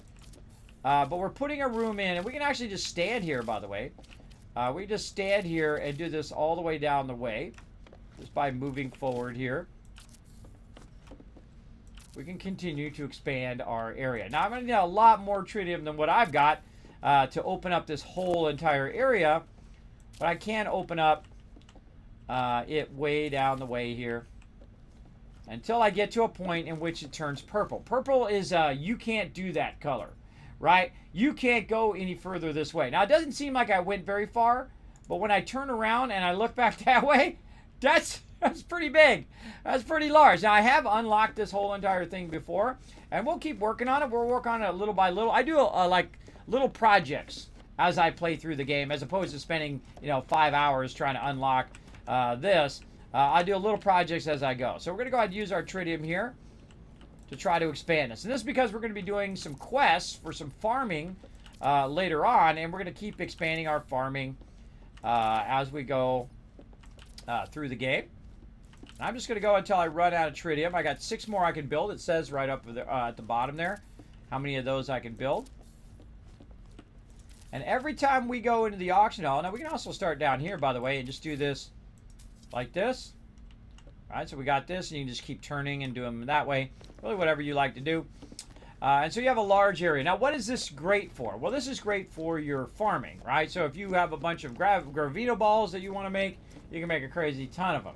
Now, in this particular playthrough, I have not unlocked my guy yet, my gardener guy. But we'll get into it eventually. And what you have to do is you have to do your questing with your overseer here. And he'll get it going. So you go into your quests over here, your guide. You find your thing that you're trying to do. Maybe you're trying to do some construction or whatnot. And then you also got to work with your log, which is going to basically unlock a bit of this. So you go to this, say, okay, weapons research, science research. I need to get those going on there. And then our base computer stuff, you want to get that going definitely early on. Expanding your base here. This one right here is what it's actually on. My overseer is on this. Gather selenium. Gather selenium requires hazmat gauntlets. Selenium is found on Scorched World. So I need some hazmat gauntlets. Do I have some of those? Let's go look. Exosuit technology. Aha, I've got some right there.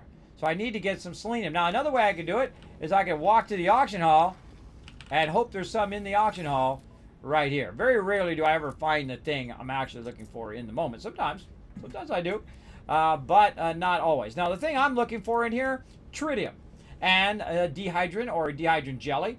That's the first thing I always look for in the converter here, so we can get that going on right there. And then we also have some quests for these. There's a quest for this one that I absolutely hate. You fight all of the different sentinels and whatnot. It is definitely not my favorite quest in the game. And when I go to do that quest, by the way, I will move this guy to my primary base and battle him there, and then come back to it. You definitely want to save before you do that quest, too. Speaking of saving, let's save a little bit there. So we've got to get that going. We got to gather some selenium. So we'll keep that in the back of our mind while we're out and about. Now, all of our converters are done over here. And now I've converted my copper into chromatic metal. So the first thing I'll do is take that chromatic metal and I'm going to put that into my high capacity slot here. I'm going to tell this to keep going. Right over there. Now, another thing I can do is I can go ahead and now access the leftover copper that I have from my inventory. Then go over here, click this, put this back in my exosuit, click that, take the copper that I just brought, combine all that copper together to use up the rest of my copper, and throw it into chromatic metal. All right, that was a lot of this, that, and the other thing there. And the same thing here, more chromatic metal, high capacity slot. Let that continue to run. Next one. And so on. So we're going to keep putting that in there. Oh, I'm going to take that out. Put that in there. Now another thing that we can do is we can keep putting this on us, and we can put some of this copper over here. And sodium nitrate, very nice, high capacity. Let's go ahead and actually convert the rest of that. And so on. So we can do that. Now you're like, well, Kismet, why'd you grab that copper? Well, it's actually a smarter idea for me to actually stop this, take all this out, take all the copper, and then condense it into a single one. And the reason why you want to do that is so that you don't have to run it in multiple, because I'm not that much of a hurry for it. And so I can consolidate all my copper together into a single stack, and it's going to run for longer without me having to interact with it, right? It's going to run for 24 minutes, and I don't have to interact with it. I set it, forget it, it's good, right? Same thing over here with our sodium, right? It's really not running very efficiently. It's only going to run for about 5 minutes, and if I want to keep it perpetually going, I got to come back and micro-organize it, and I don't want to do that. What I want to do is I want to go ahead and take my sodium. I want to take a nice big fat full stack of that baby and let it run for 27 minutes. right there. That's what we want to do. And again, we're going to continue on doing that across here. Now again, our pyrite becomes ferrite dust, so we don't really want to convert that. We'll make plenty of ferrite dust. Now we've also got a bunch of rusted metal, which makes ferrite dust at the best thing. Now I used to throw this stuff away. This is the most valuable stuff in the game because it makes so much ferrite dust, which allows us to do our extraction, make ships, bases, all sorts of stuff. I use a lot of ferrite dust, so let's convert that rusted metal there.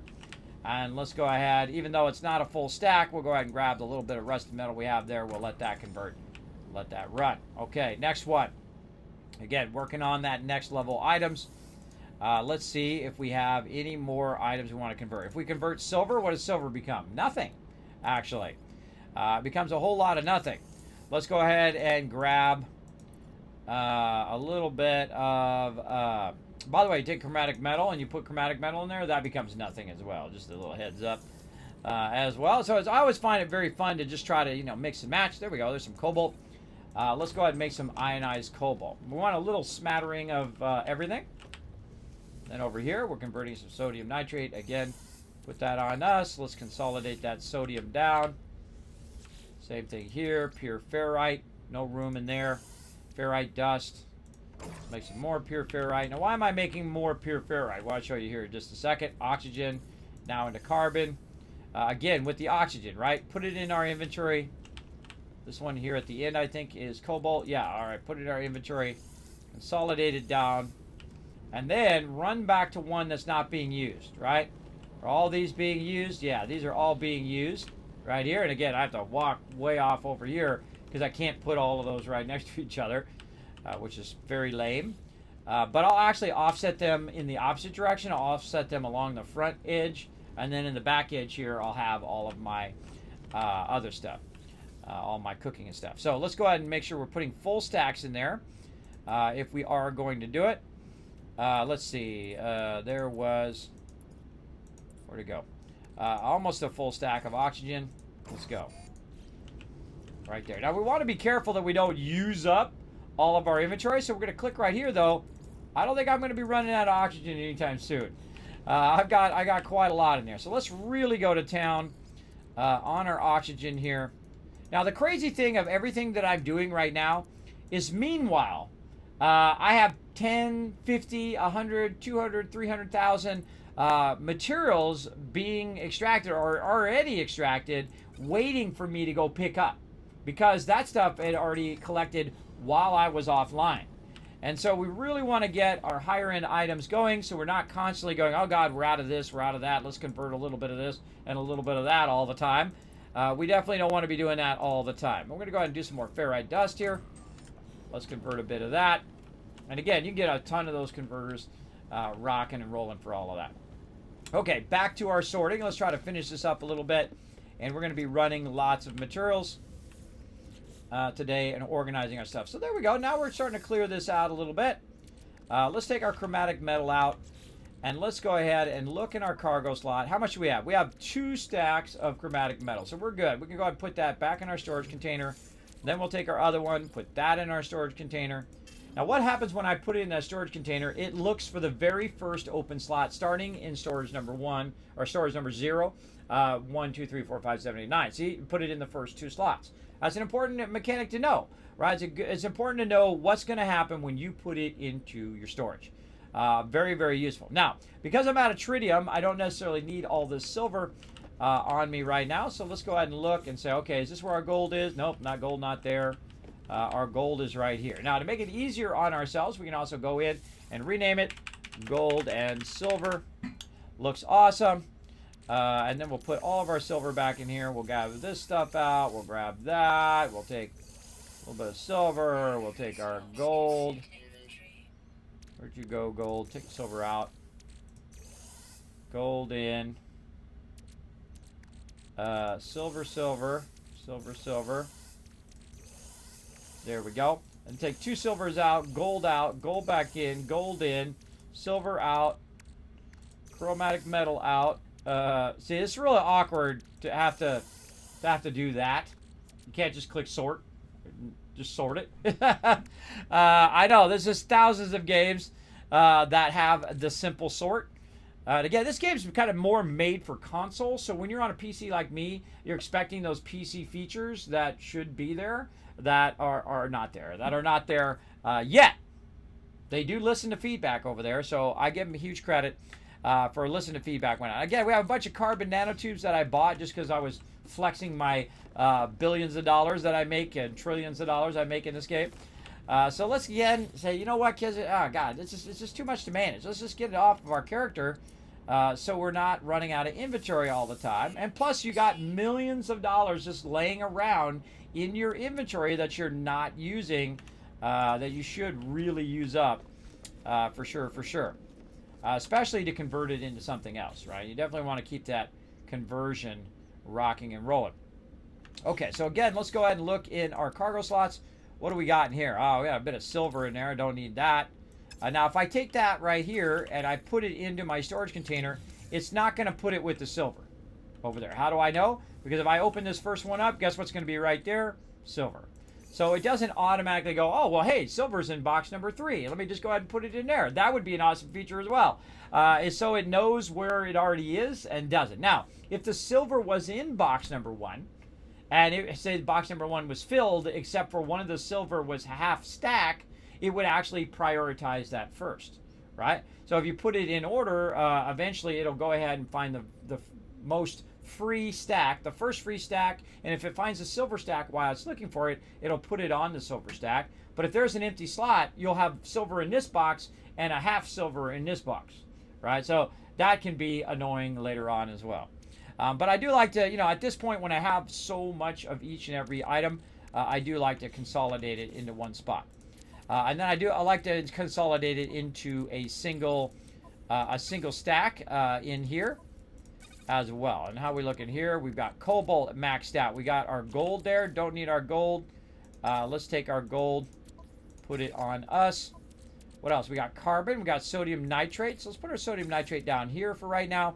And then we're going to need to put our carbon up here. So let's grab our carbon, max that stack out. Now we've combined 2 stacks together. And then this second one here, we're kind of using for ferrite dust and nitrate, right? So let's go ahead and, we already called it ferrite dust. There we go. And then the next one here, what are we using it for? Well, this one over here is just gold and silver, which we already called it. And then over here is copper basics. And probably this one we can also call oxygen.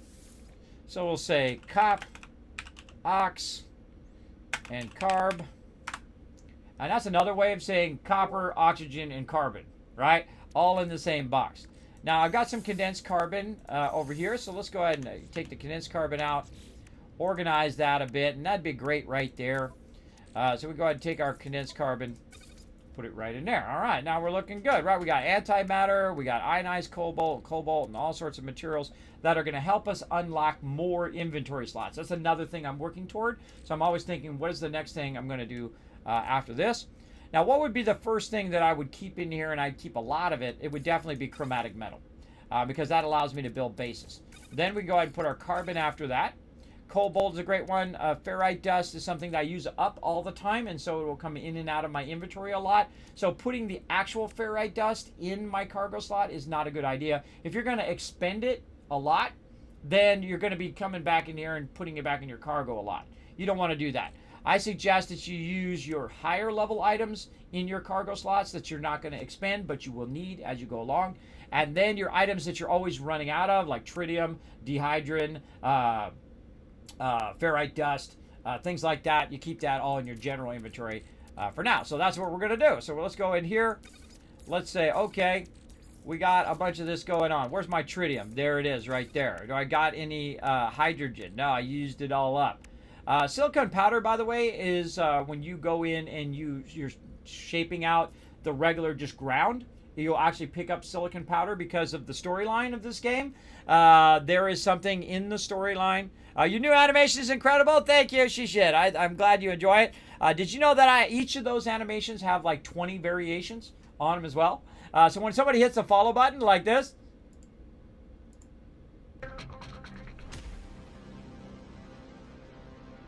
there's 20 different animations for that. 20 plus different animations for that, and also for the Kismet Love Train. And I have 8 years of sub badges. So no matter how long you've been subscribed, whether you just started or whether you're almost 4 years in, you will always get a new sub badge from time to time. So a lot of hard work. That's a lot of work. That pushes the limits of what Stream Elements can do, which is my awesome bot system as well.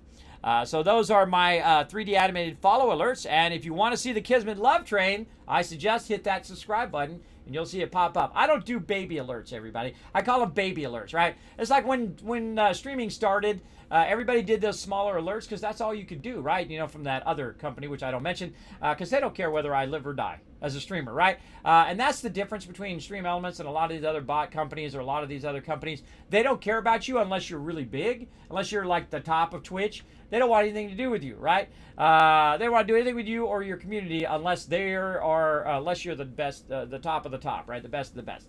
And you know, you're bringing in lots of community and stuff like that. But there are companies that are there when you are the little guy, right? That invest in the little guy and then say, hey, we got your back no matter whether you got 5 people in your channel or whether you got 50,000.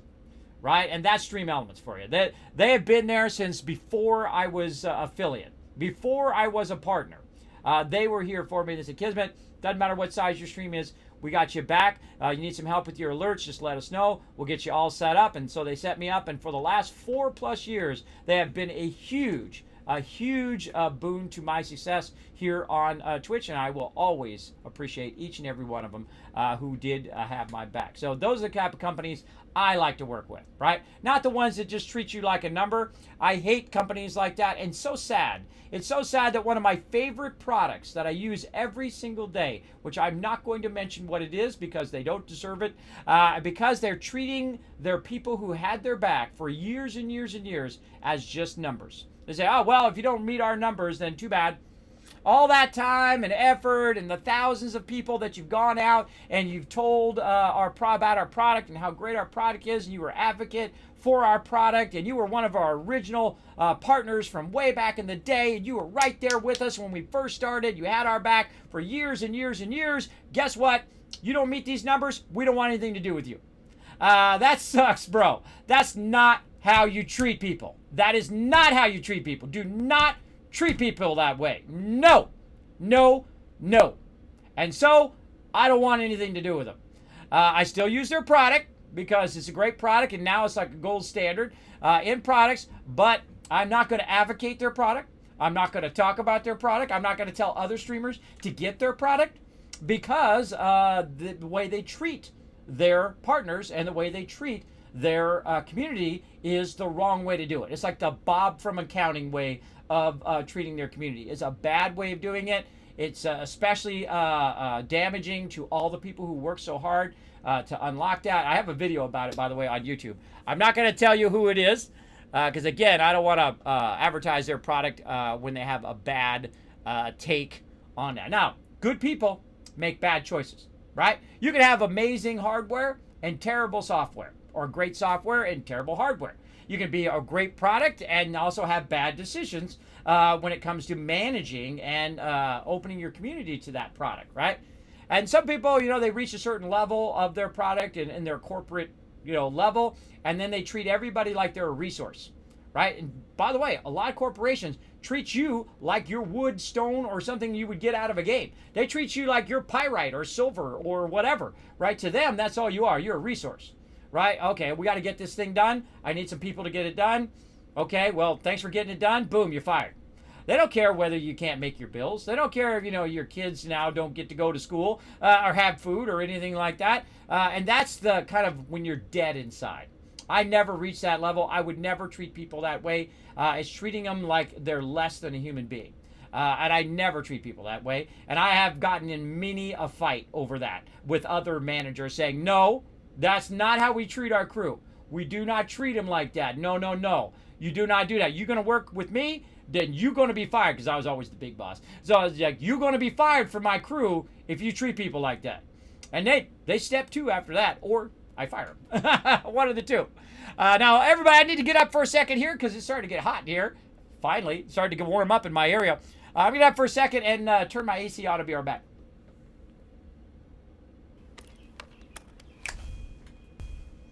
Now I'm from California, everybody, so I love sport. I love warm weather. I like shorts weather, where you can just wear shorts all the time, 24/7, even at nighttime. That's my jam, everybody. I'm currently in Tennessee, which it gets very, very cold. Like its weather pattern is like this.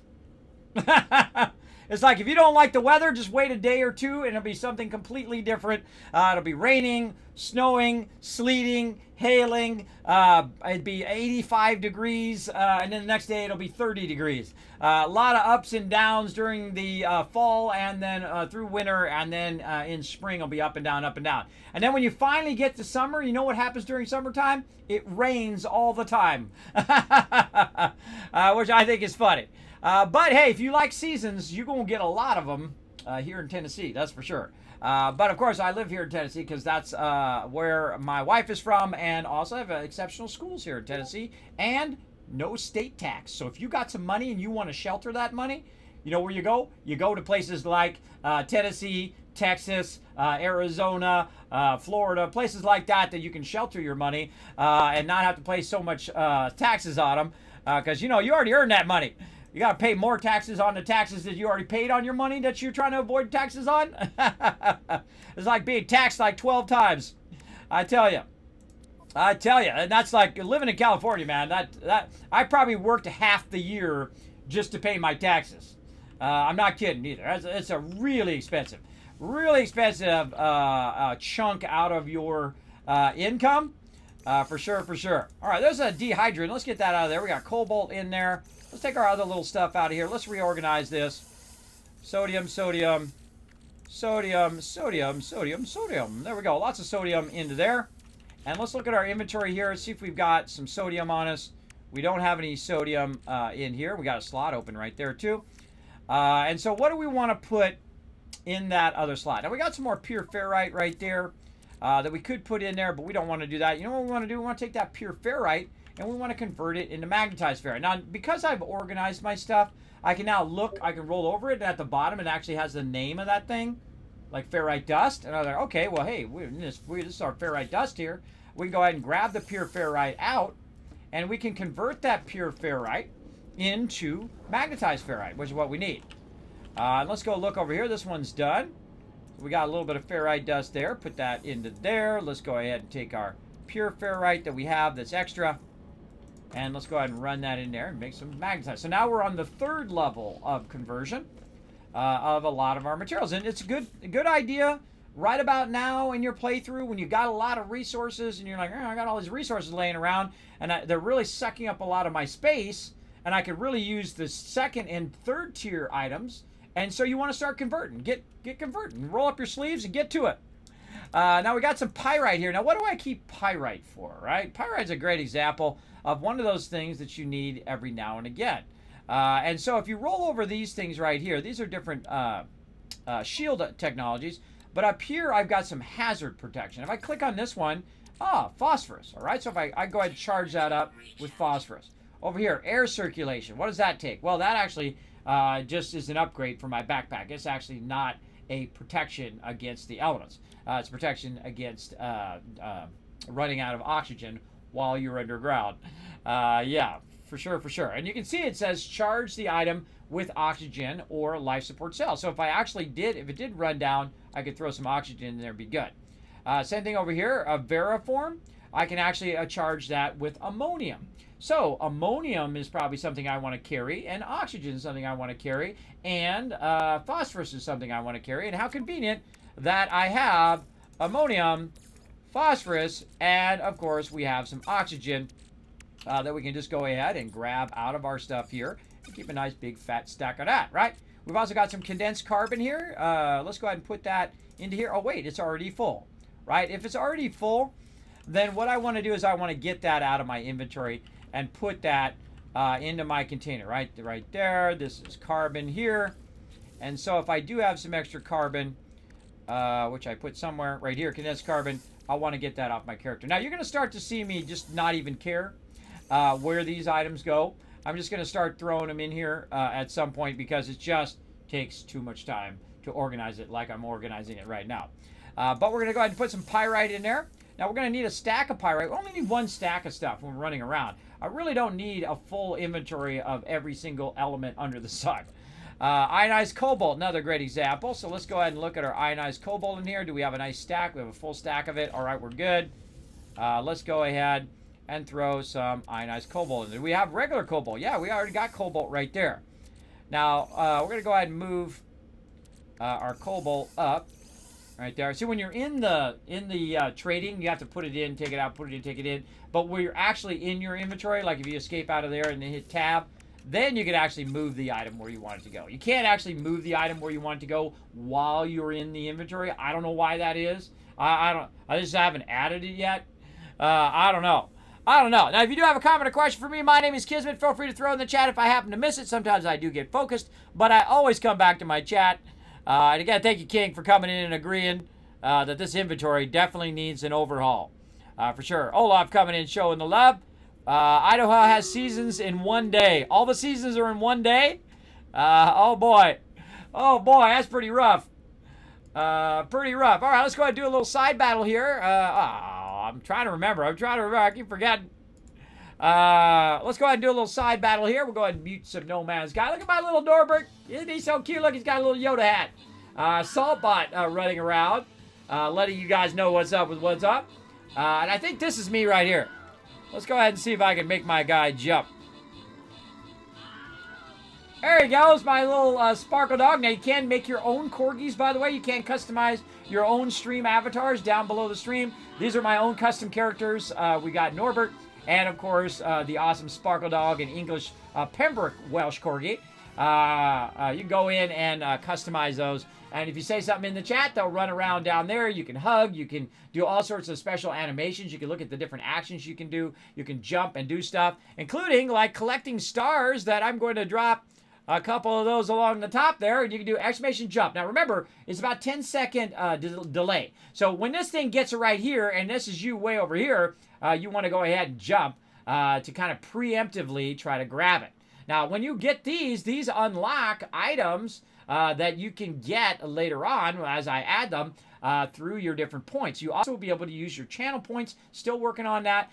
You'll be able to use your channel points to do like dropping the stars, and you'll be able to use your channel points to make everybody dance and all sorts of other fun events like a battle royale mode, modes where we fight bosses, things like that. All sorts of fun stuff coming for that. So just go ahead and exclamation jump in the chat, or you can go ahead.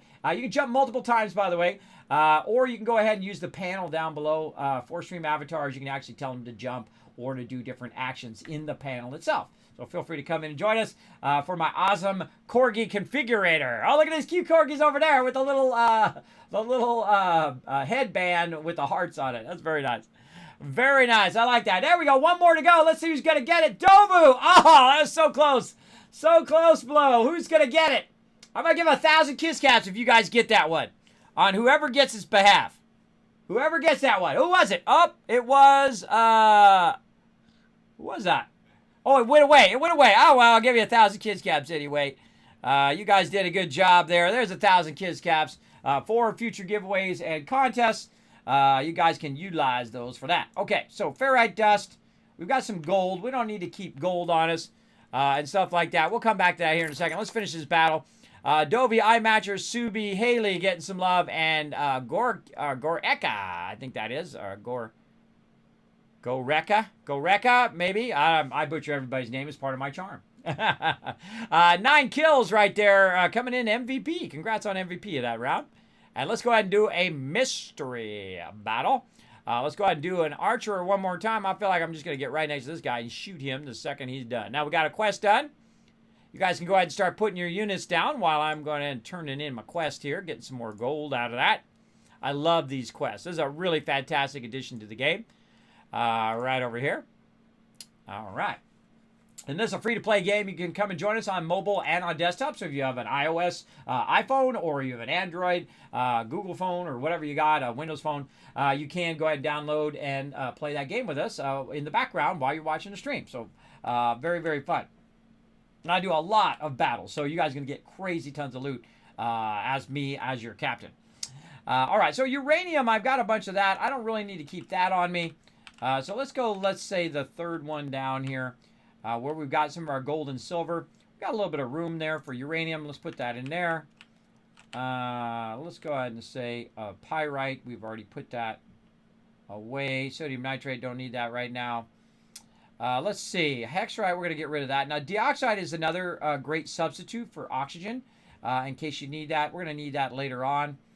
Chromatic metal is definitely something that you just want to seriously stack in your cargo slot. You want to have a lot of that because you're going to be building bases, and as you're building bases, you're going to need that chromatic metal all the time. You don't need a lot of it.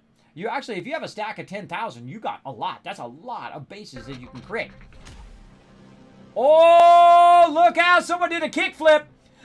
Triple 5 DJ. Did you know virtually I'm an amazing skater? In real life, terrible. But in virtually, my avatar is an amazing skater. As you can see, did a kickflip for you guys right there. Thank you, Triple, for following the channel. Activated those epic 3D animations. We got a new Teamwork Tycoon in the chat, everybody. Show him some love.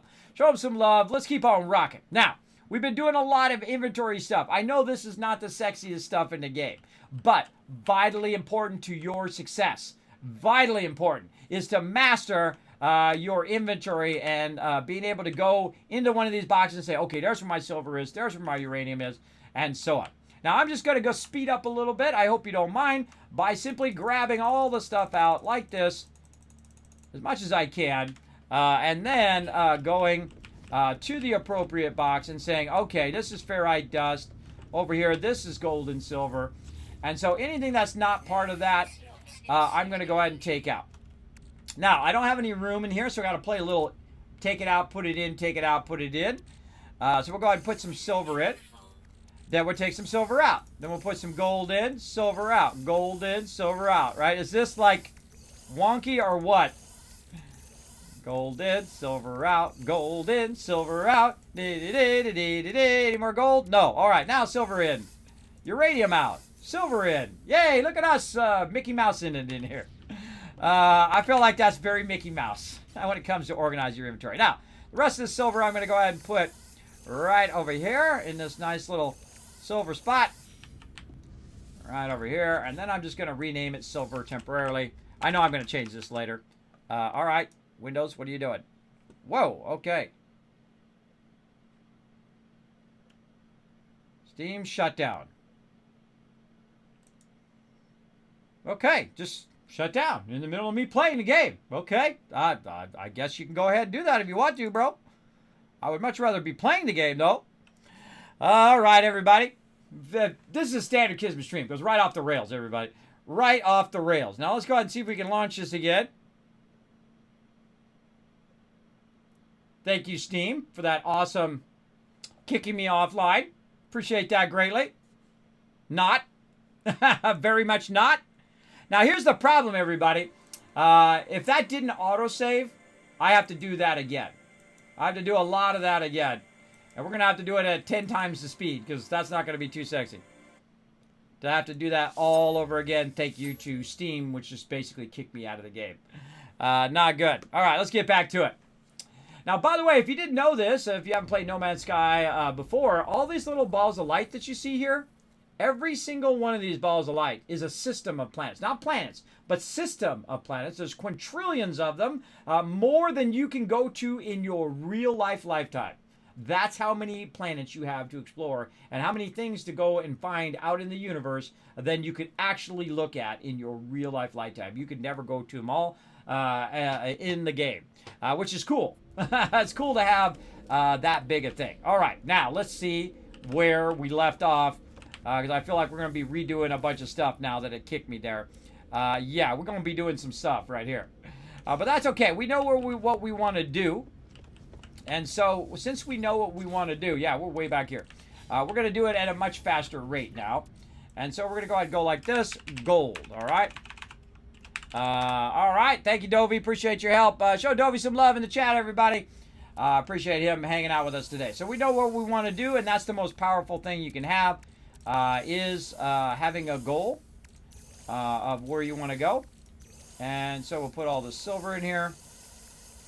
Now, normally when I'm playing the game, if I'm not on stream, I'm playing it like this. I'm playing it much faster. I play it at probably like 10, 20 times speed than what you see me play on stream, is because I'm explaining it as I'm going along. And so it can be real disorienting if I'm going too fast and you can't see what I'm doing, because I hate watching streams that I can't see what they're doing as well. But I know what I want and I know what I need to do. So let's just go right to it. I'm going to do it at a much faster speed now. I know which materials that I want to keep and so on. Same thing here in our cargo. Let's go ahead and put this into there. This into here. What do we want to keep in our cargo slots? Well, our chromatic metal. We want to put that in there. Our carbon, sodium nitrate, all of that in there. Let's go ahead and go back. Oh, mouse, work with me. Back over here. And we're going to rename this copper, oxygen, and carbon. Or those for short. Take our chromatic metal out. Again, you can do this much faster than I'm doing it once you know what you're doing. So put that in there. Then we want our condensed carbon in there. So let's go ahead and look for some condensed carbon. Right here, we got a nice full stack. Let's put that right in there. And there we go. So we got those kind of specced out well. And then again, we got to go in and do all this. So carbon nanotubes, we can get rid of those. And let's just go ahead and save. I should have saved along the way. While I was doing that, I didn't think I was going to crash, but very rarely do I crash in this game. If I do crash, it's usually Steam's fault, not the game's fault. So Steam was doing something in the background there, kicked me completely out of the game. Also, sometimes, you hit your Windows key and stuff like that. Normally I have it disabled. I don't know how it keeps turning itself back on. It's like after every update, it turns itself back on again. It's really obnoxious. The Microsoft Updater is the worst program, in my opinion, and I've been around computers since they began. The worst program in every system. It's the absolute worst one. It doesn't know that you're busy playing a game. It doesn't know that you're busy doing something. It's like it's the 80s, right? It still works like it's an 80s level program where it doesn't know what the heck you're in the middle of doing. If you're in the middle of like playing a game, it should never update unless you specifically tell it, hey, update my game while I'm playing another game. That's probably not the smartest thing for it to do in that moment. Pyrite out. We'll keep some pyrite.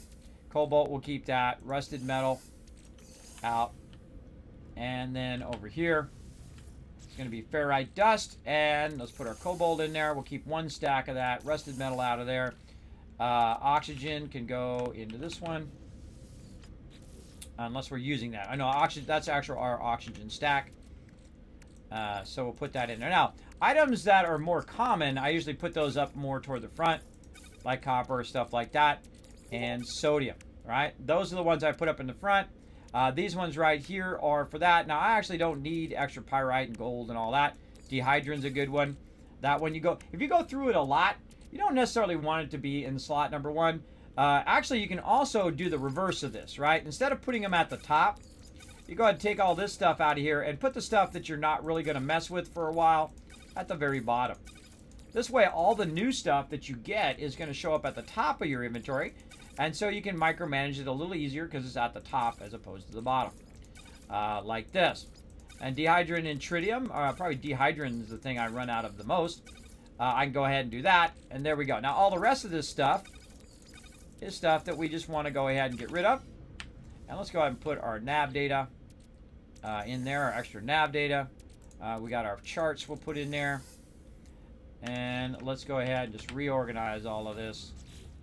Got our ferrite dust, rusted metal out of there. Now we got to go redo our converter. We're just going to run past this save point now that we know that Steam is being unstable. And let's go ahead in here. Convert that rusted metal. Now again, we haven't even got to the stuff from which we're generating on top of all the stuff we're organizing right now. Let's run that. I don't even remember what I was working on now because it knocked me out of there, which really sucks. But that's okay. We'll go ahead and work our way through it like this, and we'll take these ones out, stack these into a single stack like we did earlier. Take all that out of there just to condense it down so we're not running unnecessary. We're not just running like, you know, 100 things in one. We want to go ahead and run full stacks if we're going to run it, or as much of that particular thing we can. So we can run that copper. We can say, okay, do we got any more copper in here? We do. Let's go ahead and convert it all as one giant stack. And so we can, again, let that run for 19 minutes or 20 minutes there. We round it up. Over here, well, what were we doing? Probably converting some sodium into sodium nitrate. So let's grab a nice big stack of sodium. Let's run that. Probably some oxygen. Let's run a bunch of that. There we go. And down here, sodium nitrate. And again, if it's once it reaches a state where it has just a little bit left, you can just run it again. I like to clear it so it's running for a maximum time. All right, there we go. And again, so instead of running all the way back there, we're going to look at what we got over here. Let's go ahead and put our dihydrogen and tritium down here. Keep our cobalt and stuff over there. And if you notice that I've actually taken my oxygen out of my inventory as well, I can always add more in. I've got plenty over here. Let's grab some more oxygen. Sodium is another one I want to keep a full stack of. Now, so you can also put it in your cargo slots, but I feel like you're just going to end up using all that stuff up in your cargo slots. Best to keep things like the actual carbon, like I was talking about earlier, carbon. Cobalt is another great example. And then we can go and say, okay, well, what do we got? We got pyrite. Let's keep pyrite in here because we know we're going to keep that for long-term storage. What else? Ammonium, another great one. Put that in there. We'll have that when we need to use it for our protections or other things we need to build. That'll be in there. So that's a great way to offload that. Let's see. Silicon powder, tritium, carbon.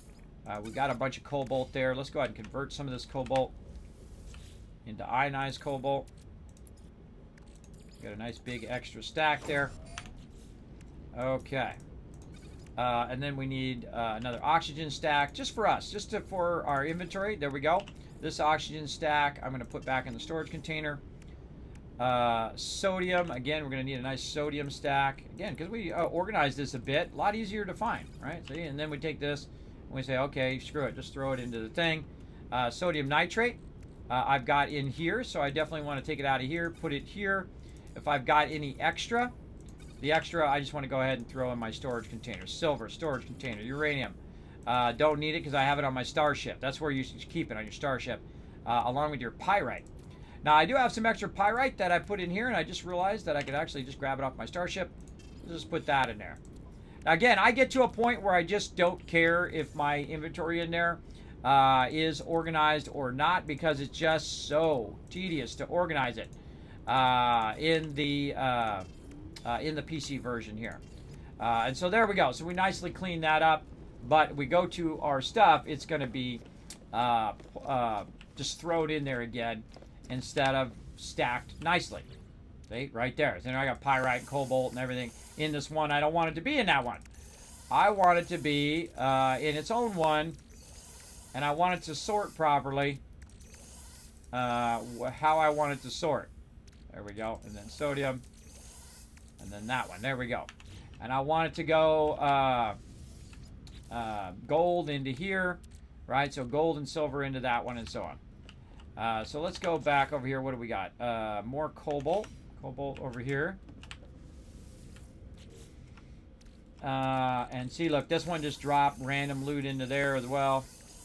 That I dropped in there. Really annoying. Annoying. And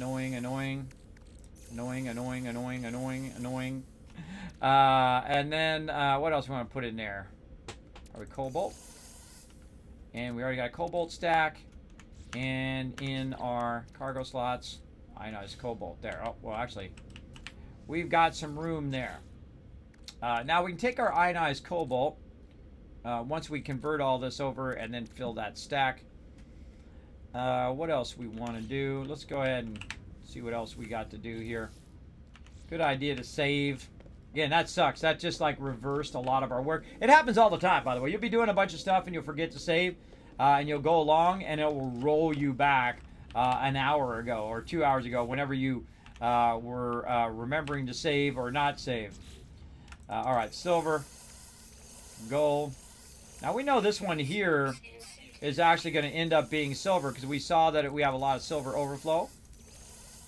So let's just go ahead and call this one silver for now. I'm just trying to organize it so I can find it when I need it instead of scrolling through 55 different things, which sucks. Put all this gold in here. Take the silver out, gold in, silver out, gold in, gold out, gold in, silver, silver, silver, gold. Right? Awkward. Awkward organizing system. And silver in, uranium in, pyrite in,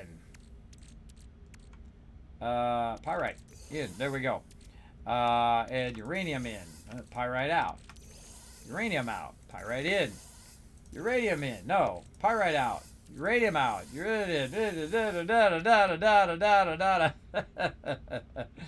as you can see my predicament here, everybody. I want it to be organized in order by element, sorted in the thing. Painful, painful. But we'll keep going. Silver, gold, all in here. We got all of our basic elements all wrapped up in here. This one. All right, uranium. Oh wait, silver in. Uranium out.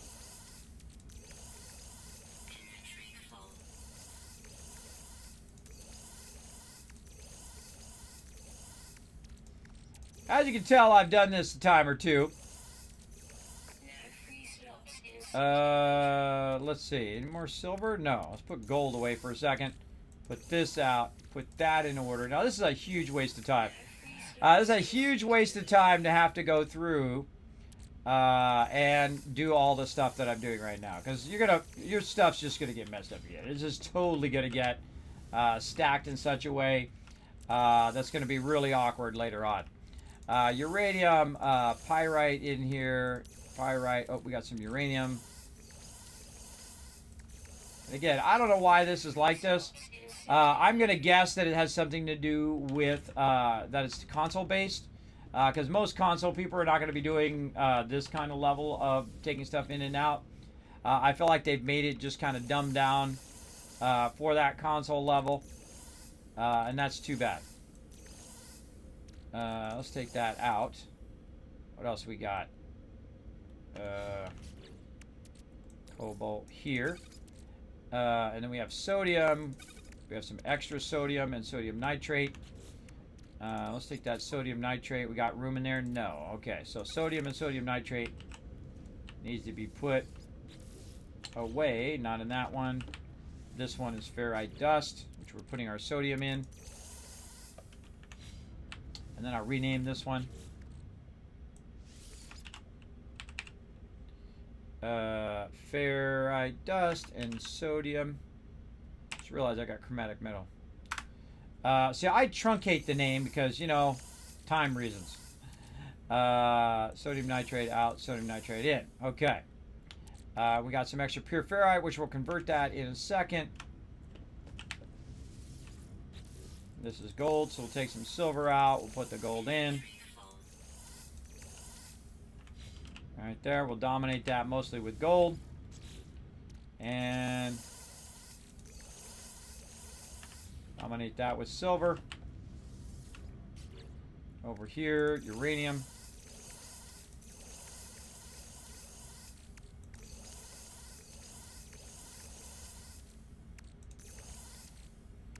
All right. Oh, I got more gold on me there.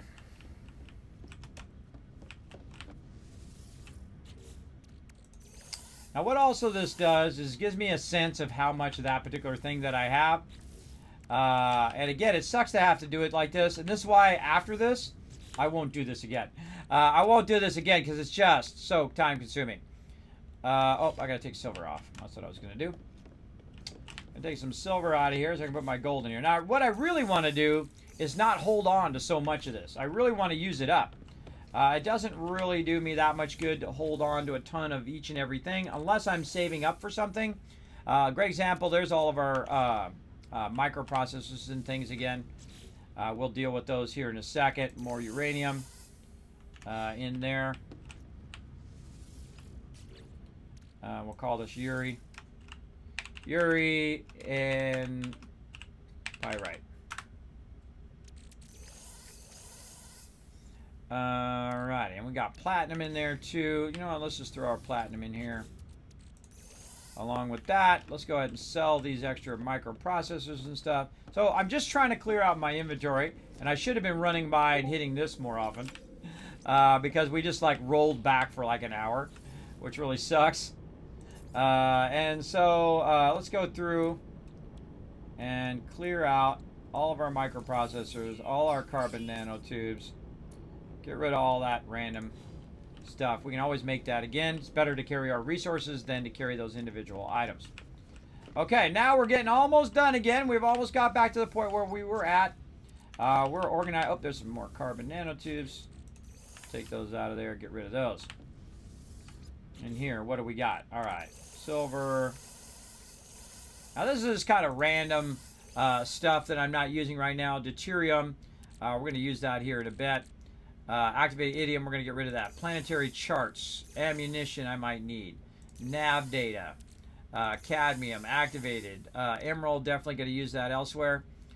And again, that's my chromatic metal. Chromatic metal is already full, so chromatic metal is going to go into number 1. Way over here. Like, Kismet, how you remember all this stuff? Well, this is usually how I organize it. With my basics up front, and then my more exotic stuff later on. What's this one here? We're going to call this equip. And miscellaneous ore. Right there. So regular equipment and whatnot that I want to save, like planetary charts and stuff like that, we'll throw into there. And then here we go, more planetary charts, more random stuff we can get rid of. In here, put our charts all together. Looking good there. And again, I think this one's empty. Just leave that as is, and we're getting all the way to the end again here. Lots of gold. Aw, too bad. And again, these last two are already organized. I don't need to do anything with these last two. Just leave those as is, though it could use some emerald over here. I'm going to need that later for some stuff I'm going to be doing with that. But other than that, that's pretty much almost done. And here's what I'm going to do with this gold, because I have more than enough gold than I need right now. And I try to keep a balance between gold and silver. And so we're just go ahead and say, you know what, let's make a little bit extra cash, even though I do have 300 million right now. We're going to go ahead and get rid of all this gold. Okay, don't save it for a rainy day. That was a good amount of money right there. Look, that was like $20 million right there, just sitting in the bank, taking up space. And just so you know, I got a whole bunch more of that just waiting for me to come pick it up here in a moment. We'll go do that in a bit. Okay, right here is our last bit of gold. Right here. We'll grab that out of there. And now we're at a point where, okay, we've organized it, right? We've got it somewhat organized. And all of that's going to be for naught because I'm just going to abandon doing that because it's just too time consuming. But we did it. We did it twice now. I only wanted to do it once, but we did it twice. We've got it unlocked. We got to go in GG. Now, over here, we're going to go ahead and add this. We'll take our ferrite dust out and just put that straight into our storage container. And now what we're going to do is we're going to put some silver and some gold in here. We're going to make a bunch of platinum. Because I have lots and lots of all of that. Oxygen done. Storage container. Put that on me for right now. Gold. Any more silver on me? I don't. Let's go ahead and grab some out of here. Good. See how nicely organized it is? Much easier to find it when I need it in my inventory. And that's why you take the time to do that. It's just easier for when you hit X and you try to grab it out of there. It's easier to grab. And there we go, more platinum. Why am I making platinum? Platinum becomes nanotite, so I have an infinite source of nanotites. over here. What do we got? Let's see. Too bad you can't put like carbon nanotubes and convert those back. That would be awesome. But you can't, so you do what you can. Now, another good idea before you go in there is to look at your inventory and say, okay, I have a bunch of stuff on me, but like I don't want to convert my oxygen. I don't want to convert my cobalt. I don't want to convert all that stuff because that's stuff I'm going to use. So the thing I do see is I have a stack of carbon in there that I can go ahead and take the stack of 4,000 carbon, which knows how it does your inventory in order. So if you're putting the stuff that you want to convert in the upper left-hand corner of your screen, then it's going to help you a lot more. So to know which ones that you want to put into your converters and which ones you don't. So that's why putting it at the bottom really helps you a lot. I do the same thing in games like Fallout, where I'll put my stuff at the bottom so I don't accidentally get rid of it and stuff like that. Speaking of get rid of stuff, let's get rid of carbon nanotubes, metal plating. Anything else? No. All right, man, we are making that snazzy. Now, I got some deuterium here. So let's run down here to more of our converters. We'll just keep converting tons and tons of stuff. So if we take deuterium and we put that in here, it doesn't make a darn thing. Now, if you mix oxygen with certain stuff, it makes more of that particular thing if you use oxygen. In this case, it doesn't really do anything. So we'll go ahead and go in here. We'll look at the deuterium in here. And it says it's made from a process of dehydrogen and tritium in refiners. So you would think that you could go ahead and at least convert it back to some dehydrogen or to tritium or something like that. But deuterium basically is a natural rare item that you can make and then use it for other things. Do I need a bunch of deuterium right now? No. So I could go in, put it in my storage container, and it's just going to drop it in there randomly. Same thing with the gold. Don't need that right now. I'm going to go ahead and drop that in there randomly because I'm going to stop organizing it like I was and organize it in a better way.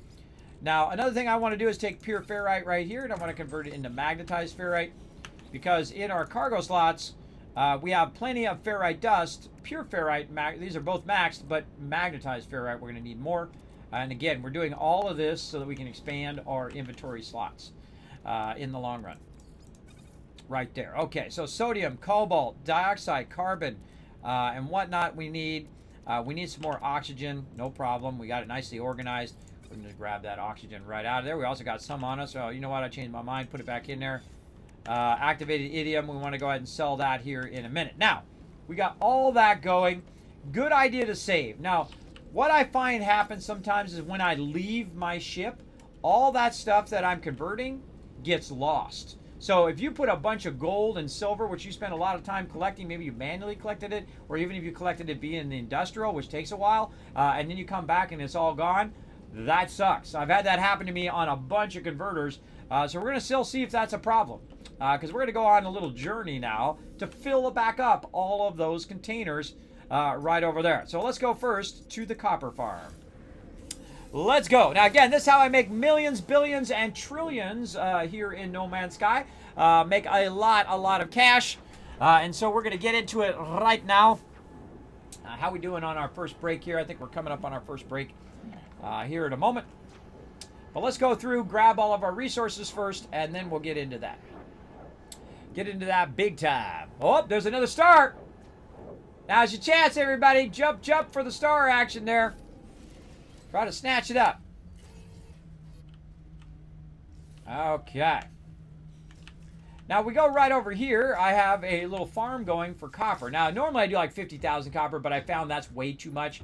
About 20,000 is more than enough to extract. Now it's going to go ahead and extract in another 5 hours and 30 minutes. It's going to have another 17,000. This is the industrial extraction. It works while you're not even online. That's right. While you're not online, it's already collecting those materials. So there's copper. Now we're going to go rusted metal. And while we're teleporting to rusted metal, let's go ahead and do a battle over here. Let's go. Oh, God, every single time I forgot. Every single time. Let's go. Battle time. Actually, I was doing pretty good earlier. I was remembering. Yeah.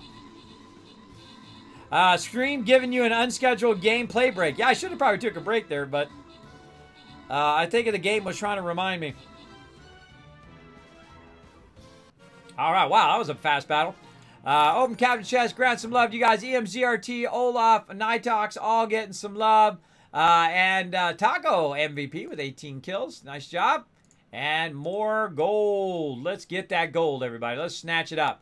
Oh, this is going to cost the Wasteland Tycoon, or my guy's still on cooldown? Yeah. This is going to be a Wasteland Tycoon for sure. Let's go high side. Going to put me in there. I got a full max level tank. In fact, I have 2 max level tanks in this game. And I'm going to put them right there, so I'll take a beating. Here's a trick, everybody. If you are playing some Stream Raiders with us, in this particular one, since it is so crowded, I suggest you put your rogues way back here. I'm telling you, you won't regret it. Put one rogue back here in the back. You can put some more in the front if you want to try it there, but right in the very back here. Now, the reason why, oh, there's a smart person right there. And the reason why you want to do that is because what's going to happen is everybody in the front here is going to draw the attention of all this, right? They're going to grab the aggro. Meanwhile, your guy, maybe here or up here, or even here in the center, is going to run around us, run around the bad guys, and hopefully make it to the chest. It doesn't always happen. Sometimes, you know, you get stuck in the group, and the group gets you, or the range gets you. But it will allow you to kind of bypass the mobs and get to the gold while we're keeping them busy. And that's okay. You get in there, you get yourself some gold. I don't mind ever. I don't mind at all. That's why we're here. We're trying to get you guys some loot. I learned my extraction right there, baby. Maxed out my wallet that week in regular mode. Yes, absolutely. I max it out all the time. Now, where we are right here is we're at my kind of dual farm. This one is my rusted metal, which I have 23,000 rusted metal there. Let's put that on us. And then over here, about 20,000 auction. I find about 20,000 of each resource is more than enough because every time you come in, you're getting more and more of that resource. And so you start to build up a backlog like we had there. And then you got to clear it out at some point. You got to, you know, clean house or stop collecting it. You can't actually just stop collecting it and it will just sit there until you need it. Let's go ahead and go to our Yuri farm.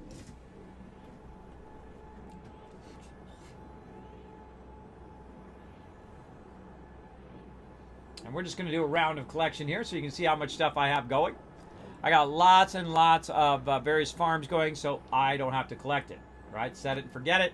You log off the game, turn your computer off, go take a nap, come back. Later on, guess what? Boom. Tons of resources just waiting for you. Waiting for you to fire it up. All right, here we go. Sodium is the space. Why did I call it sodium? I think I called the planet sodium. This is planet sodium, not just this base is sodium. That's my uranium base, but there's also sodium on there. That's the next thing we're going to go to, the sodium farm, which is on this same planet. Now, there is some quests and things that we need to do and a whole bunch of stuff like that. We'll try to get a little bit of that in. I actually want to get some backpack upgrades in. And again, we didn't have enough time because we got knocked back here because of it kicked me off the game. But by the way, every time you go in and out of your ship, by the way, it saves your game automatically. So if you just don't have one of those save things, just go in your ship and come out, and you can save it that way as well. Great way for it to auto-save. All right. Here we are, sodium. And the name of my base is sodium. I'm coming out of here, walking right up here. Another 13,000. Right on to me. Then on to the next one. Cobalt and gold. And I like to clear these out so that they run from now until next week. But they only really, I think the longest one I've got is like 48 hours. So it's like 2 days or maybe 3 days. I can't remember. We'll find out when we get to it. I know exactly which one it is. And you'll see why here in a minute. For sure, for sure.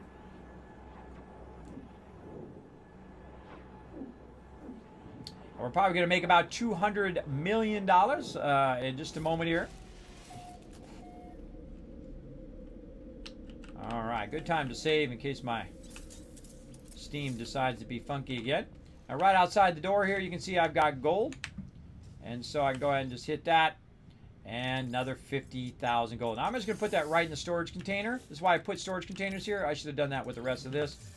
Let's just put all that now. All this extra stuff that we don't need right now.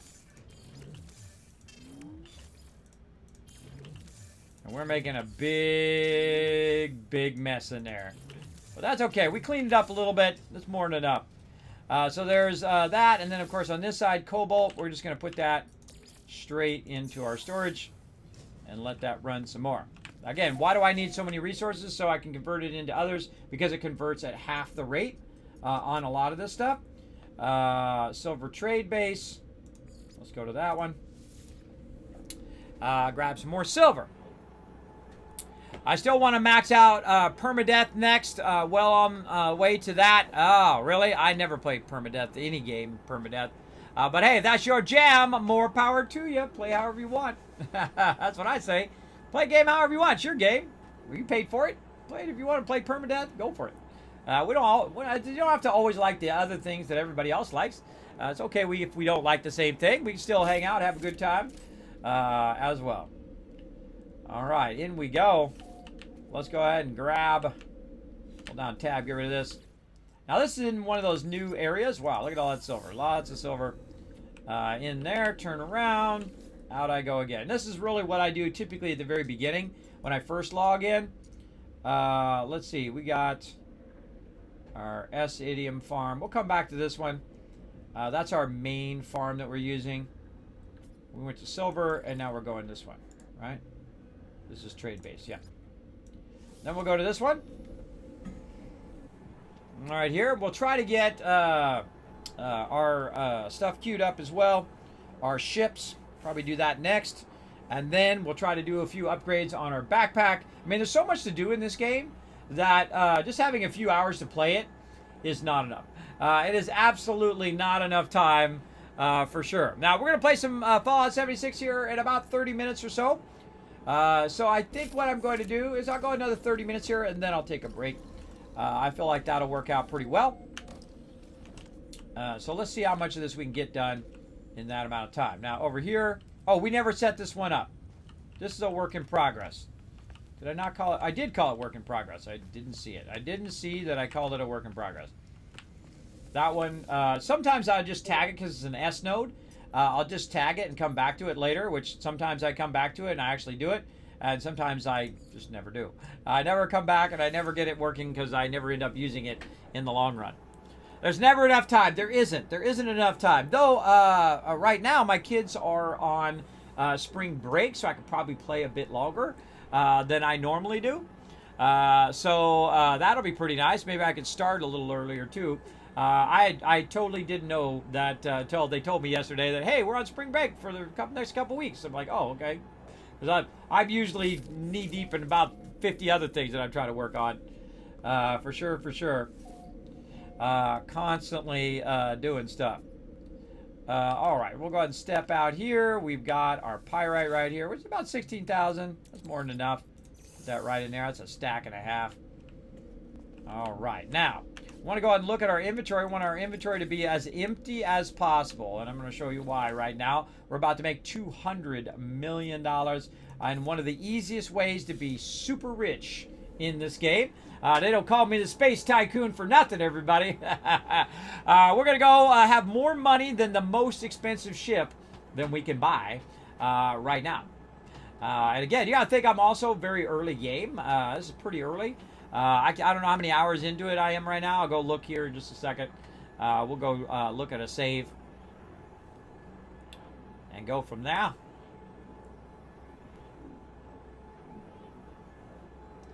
Loading. Okay. Okay, so let's go ahead and save. Options. Or look at our save. Reload manual save. 11 hours and 31 minutes. That's how many hours I've spent in this playthrough. 11 hours. Isn't that crazy? Isn't that crazy?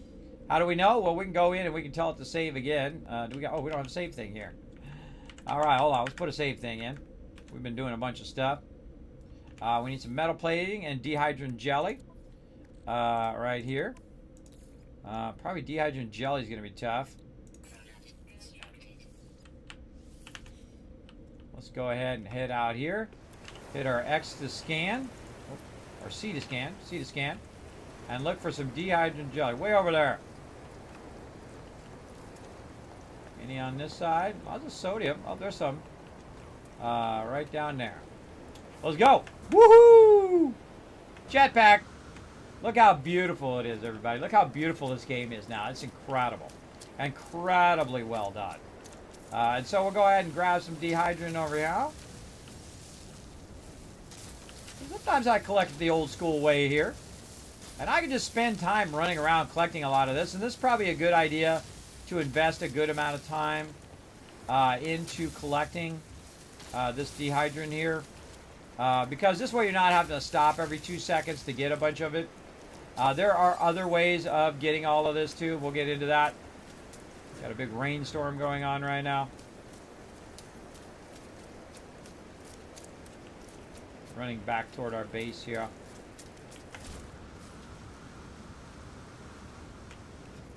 And what I did there is I hit Q and then W. So I flew way ahead. And look at that. Activated idiom. Activated idiom like a boss. Fly back over here. And get back in here. And I forgot what the heck I was doing. Oh, I already got one. I knew I had one. One right there. Usually I put one in every location. Now, this is where I make my money, everybody. This is how I become crazy rich in this game with activated idiom. I have 193,000 activated idiom. I'm going to go ahead and take it, put it in my inventory. In fact, I have so much I can't even fit it all in my inventory. So I'm going to put some in the Starship. It's going to take 50 hours. That's the maximum right now for it to make this. Now, one of the things I typically do when I come in, I don't think I have enough time to do it today. We missed it last time too, but we'll try to do it next time. And that is to expand this. You have a bunch of storage, and then over here a bunch of extractors. And those extractors are extracting the activated idiom, and then they're storing it in these storage areas. Now, I don't care if it takes 50 hours. Why don't I care? Because it's going to do it while I'm offline. Well, I'm not even in the game. The game's off. I could have my computer off and be 5 states over, not running the game at all, and it still will continue to collect it. And when I log in 50 hours, guess what? I have another 200 million.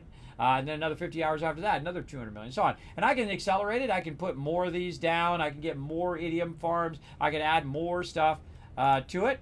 Now, the way we add more of those is we go in and we make more metal plating. Now, one of the things that's happening right now is that I have too much stuff on me. So we'll take the metal plating, maybe the crystal there. We got some extra carbon. Let's put that in there. And let's grab everything. We want to make sure everything is on either our inventory or on our ship. Either way, it's on us or it's on the ship.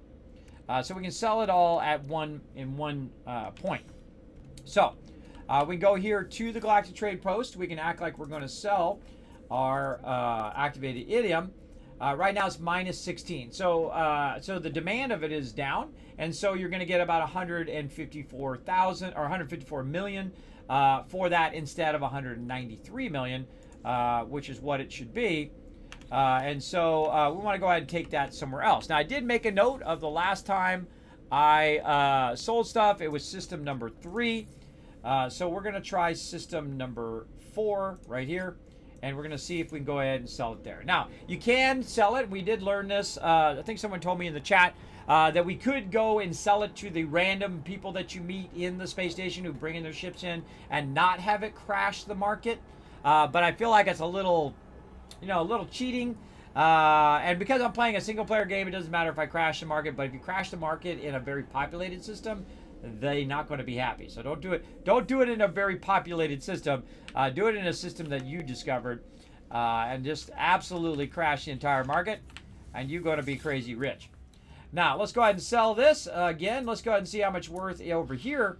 Now it's only minus 6, so now it's 171 million, and I can keep looking and try to look for a positive number, but I'm good. 171 million, boom. Now I'm going to go from 300 million to almost $500 million with a B. That's right, about 500 million now in my pockets. And in another 50 hours, I will have another 200 million, and so on and so on. So I have an infinite source of cash that I can go and sell around the universe and be crazy, crazy rich. Now, one of the things I do need is, again, that dehydrant, tritium, any of that stuff. And so we're going to go here, look in here, and see if there's any of that hiding in here for us to buy back. A bunch of random stuff in there. Like some phosphorus. I don't have to collect that.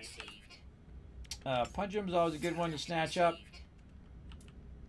And the rest is good. Now, I used to buy all the metal platings and then I'd put them on my ship. But I'm coming to the idea of not doing that anymore. Of just keeping the ferrite dust and then just, taking the hit where I have to press the button. See, if you go to buy something here in the auction hall and you hold down D, it will, it'll start, or E, sorry. Hold down E, it'll start going.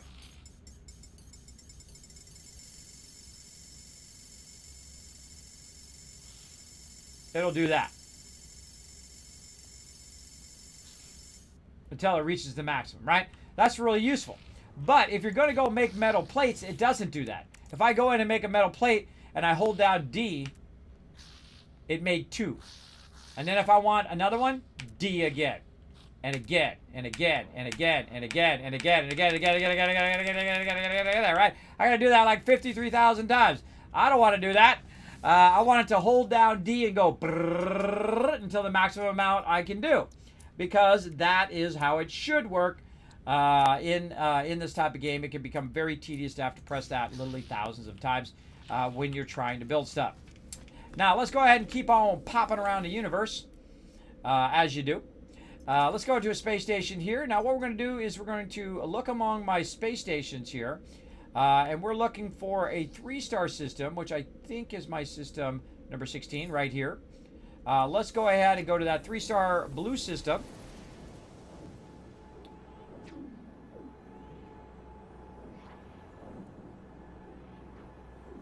Now, sometimes when you leave and you come back, it's rotated the items on what's at that Galactic Trade Network. And sometimes it doesn't. Sometimes it's the same one. Depends on how long it's been between the time in which you done it and the time in which it rotates those items. So let's go in here. Again, let's look for some more tritium. Again, we're looking for tritium and other stuff here. More pungium there. More ammonium. More pungium. Platinum. Again, I'm rich, everybody. I'll buy whatever I want. Those are things that I would normally have to go collect or set up a collection to do, where I don't have to do that now, because I can just basically just buy it up. Oh, I can't put it in there yet.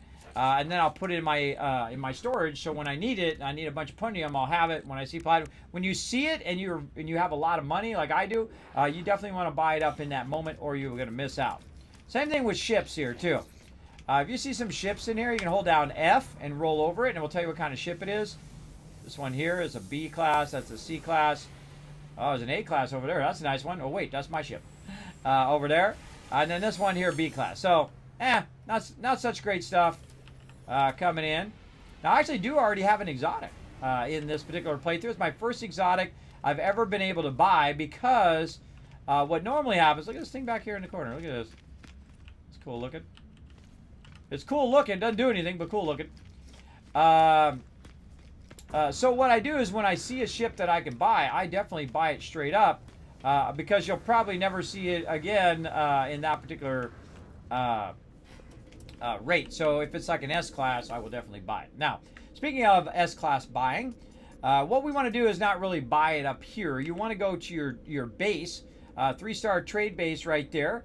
That's where I want to go. Now, the trade bases are those large platforms, right? And ships are coming in and out of there. And since the ships are coming in and out of there, we're going to look for some S-Class ships, since we are fairly rich right now. We're going to go ahead and see if we can find another ship, an upgrade. Now, I don't put a lot of upgrades on my ships until I get to the S-Class, because then they're worth it. Other than that, I don't bother. Now, I could go take my exotic and upgrade it all the way up if I wanted to. And we'll work on that later on. We're also going to work on our very first ship, the first ship that you get in the game. We've saved that so that we can upgrade it to maximum later on, just to look at it and say, oh, cool. And then we'll probably end up selling it or whatnot, so we get other stuff. I don't know. We'll see. And again, my current ship right now is an A-Class, so pretty decent. And so we'll get over here, and you can see that I am at a little trade area. Now, there's going to be ships coming in and out of here. I've got mine landed on my own custom landing pad there. But what I'll typically do is get over here and stand up here, and ships will come through. Now, we've got a bunch of storms coming through right now. Big old storm here. So we want to make sure that we are going in and getting our phosphorus in there so that it recharges that. So we'll be fine for a little while. And we'll look for ships. All right, here's some ships. There's a C class. There's a B class. Now, why am I in a 3-star system? The reason why I came into a 3-star system is because this has the highest chance of having exotics or S classes in the more wealthy systems. That's what the 3-star stands for. Oh, there went one flowing away. I didn't even get to see what that one was. And sometimes it's easier just to go first person. My mouse is a little overly sensitive right now. Sometimes it's easier just to go first person and then have that view where you can see all the ships where they're landing. Usually I stand like right here in the front. It gives me a view of all 3 of these. Those ones over there. And then these ones coming in and out. Now I can also go down and talk to those guys and all of that. And really get into it. But you basically have to stand around, and I'll wait for another cycle here of ships to land. You can actually tell when they're going to land because of the landing pads start to change like that. And sometimes they're just flying by like this. And sometimes they might come in and land. How can we tell? Again, down here they start to change right there. See it changing? That person's coming in and landing. And A class. So not bad. It's not bad. That's a fighter A class. Not as good as mine, but still nice. Again, I can compare it to mine by just looking right here. Mine's an A28, which is that's a lot of room for a fighter. And it's a +5. Then over here, this is a shuttle. It's a C19 +3. This is a 19 +4. That's how many, the 4 is how many tech slots it got. The 19 is how many inventory slots it has. And sometimes this will take hours and hours and hours of doing this. So thank goodness storm's cleared. Hours and hours and hours just standing here waiting for stuff to come in and out. Sometimes you go through the entire game and never see an S-class ship or never see an exotic. I've seen about 3 of them. Sometimes I'm not looking for them, so I'm sure I've run into more than 3. But usually whenever I see an exotic, I usually don't have enough cash to buy it, except for in this particular playthrough, in which we did see one. And we bought it up. Pretty cool. All right, we'll give it one more shot here. Everybody else coming in for landing. Now it's kind of cleared up a little bit here. Get ourselves some solarium too at some point.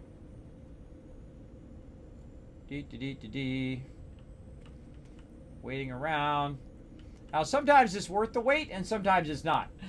Sometimes it takes forever.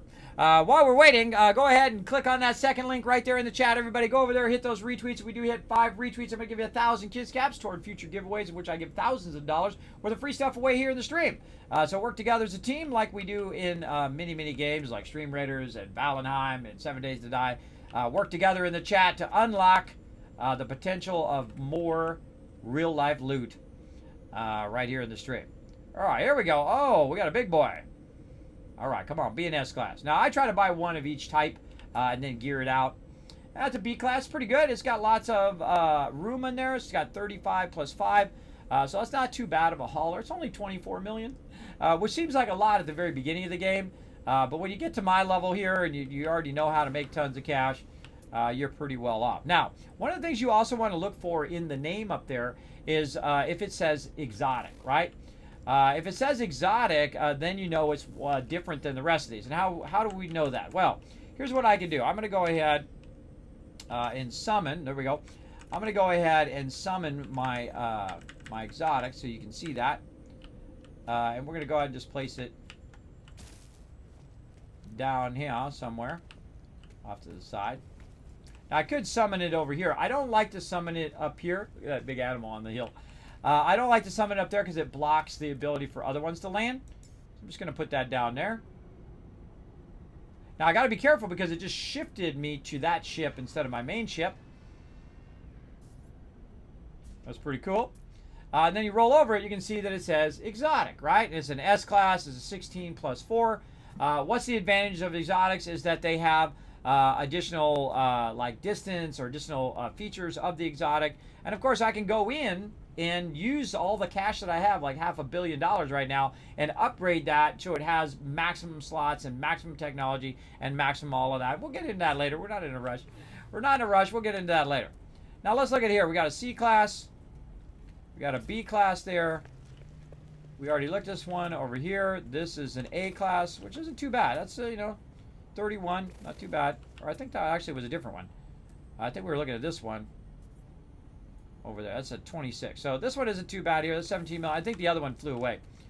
And I'd love to get a better fighter. I'd love to get an S-class fighter because I do have lots of cash. But I find fighters, S-class fighters, to be probably the ones I have the most trouble finding and getting. Even though they're not actually that expensive. The S-class fighter is around 10, 20 million, depending on what it's got. And it's really not expensive, as opposed to the haulers can get up into the hundreds of millions as well. So B class right there is pretty cheap for the fighters. And I normally am a hauler type of person. I'm more like a space trucker. Like I'll grab the resources from one place and I'll take it to another. That's how I used to play the game. But because you're always getting into different battles and whatnot, I find the fighter to be more convenient than anything else, than any of the other ones, because the space hauler doesn't really do me any good until I really need that kind of gameplay. And I use industrial extraction versus trading out resources. So what do we got here? A30. Not bad. Only about 15 million. That's a pretty decent ship there. Decent. All right, I think that's enough of that. Let's go ahead and see if we have any things, which I don't think we do. Nope, we're out of those. Let's go ahead and run back down to our base. Let's go ahead and pop in here. Let's see if we can do a drop pod or two before we switch over here. Let's go ahead and go and try to find our small settlement right there. Let's warp to our small settlement. Now, our small settlements are great. You want to tag, one or two of these. And I don't just do it all in a sequence. I don't just keep going in a sequence. I just do a little bit of this and a little bit of that and a little bit of this just to keep the game interesting to me. Oh, we got to do a bunch of tritium too. So we'll get our drop pods and we'll go do our tritium so we can queue up our ships. And we'll do drop pods next time. All right in here. Good time to save that sucker. Now, I actually found 3 paradise planets at the very beginning of the game. One of those here is this small settlement. And so I run in and I talk to this guy. Now, this guy's going to have what I need. Purchase components all the way here at the bottom. Drop pods. I'm going to buy both of them. It's about 100,000 each. Dehydrogen jelly also in here. Snatch that up. And so on. All right, looking good. And then we're out. Now we can also collect all this stuff or talk to the guy. Look for loot laying around. I think I already got this. That tool is not very good. We've already got the nanotites. We already got all that stuff, so we don't really need to collect any of that. We just run in, grab the stuff we need, and then peace out. All right, so that's one settlement. I could have sworn I had a second one. Do I have a second settlement? Apparently not. I think I probably ran into the second settlement, but I didn't make it into a base. I think that's what it was. Let's also go to our toxic base over here. Now, our toxic base is our very first base. How do I know? Well, one, it's the number 1 in the selection, but also I remember that that's what we started on, a toxic planet. In the very first system that I started in this particular playthrough, I found a paradise planet. That's the perfect paradise planet, which doesn't have any weather. No sentinels bother you, and you don't have any adverse effects like radiation or anything like that. So I can literally just keep running and running around the place. As long as I have oxygen, I can run around the planet infinitely and collect as much salvage materials as I want, or much other items as I want as well. All right, so this is a toxic planet. Now on this toxic planet, you can see it's very toxic. But we took over this whole big building right here. Now, it's kind of hard to see the building because I got to get up in here, and then we'll just use our build fly camera so you can get a little idea. We'll go out as far as we can. We're going to hit the bubble edge like that, so you can only go so far. But look at this sucker. Look at this sucker, right? Pretty cool. These are new items they added to the game if you haven't played it in a while. These big, gigantic bases, and you put your base computer down. I put mine inside there, and now I own that. That's my base, which is pretty cool. Pretty cool. Now, another cool thing about this particular location that when you take it over, you can see I've got some of my basics here from when I first started. We can go ahead and look for other ships. Got a B there. Any ships over there? What do we got over here? Fighter. See, that would have been a really good fighter early game. I don't need it right now. Right here we got a C. So again, always looking for S classes that might have landed there. But we got another vendor guy right here. Let's talk to him. A little merchant. And purchase components. And again, looking for dehydrant jelly and looking for our items in which we can, our drop pods. Now, sometimes you can run into some drop pods and you can buy like 20 of them, which is what you really want to do. You want to buy a bunch of them suckers, as many as you can. When you get to this stage, you got tons of cash. So none there. And then while we're here, we might as well take a little peek at the Galactic Trade Terminal, see what it's got. I'm probably going to need that Magno Gold later. Phosphorus, let's grab a little bit more of that. All right, we're good. Now, right over here, you can see that this one's actually not using solar. Whoa! Look out! Hoggle Boggle bringing in the car run right there. Hope you guys enjoy those awesome follow alerts. Thank you so much. We got a new Teamwork Tycoon in the chat, everybody. Show Hoggle some love right in there. Welcome to the stream. I hope you're having a great day as well.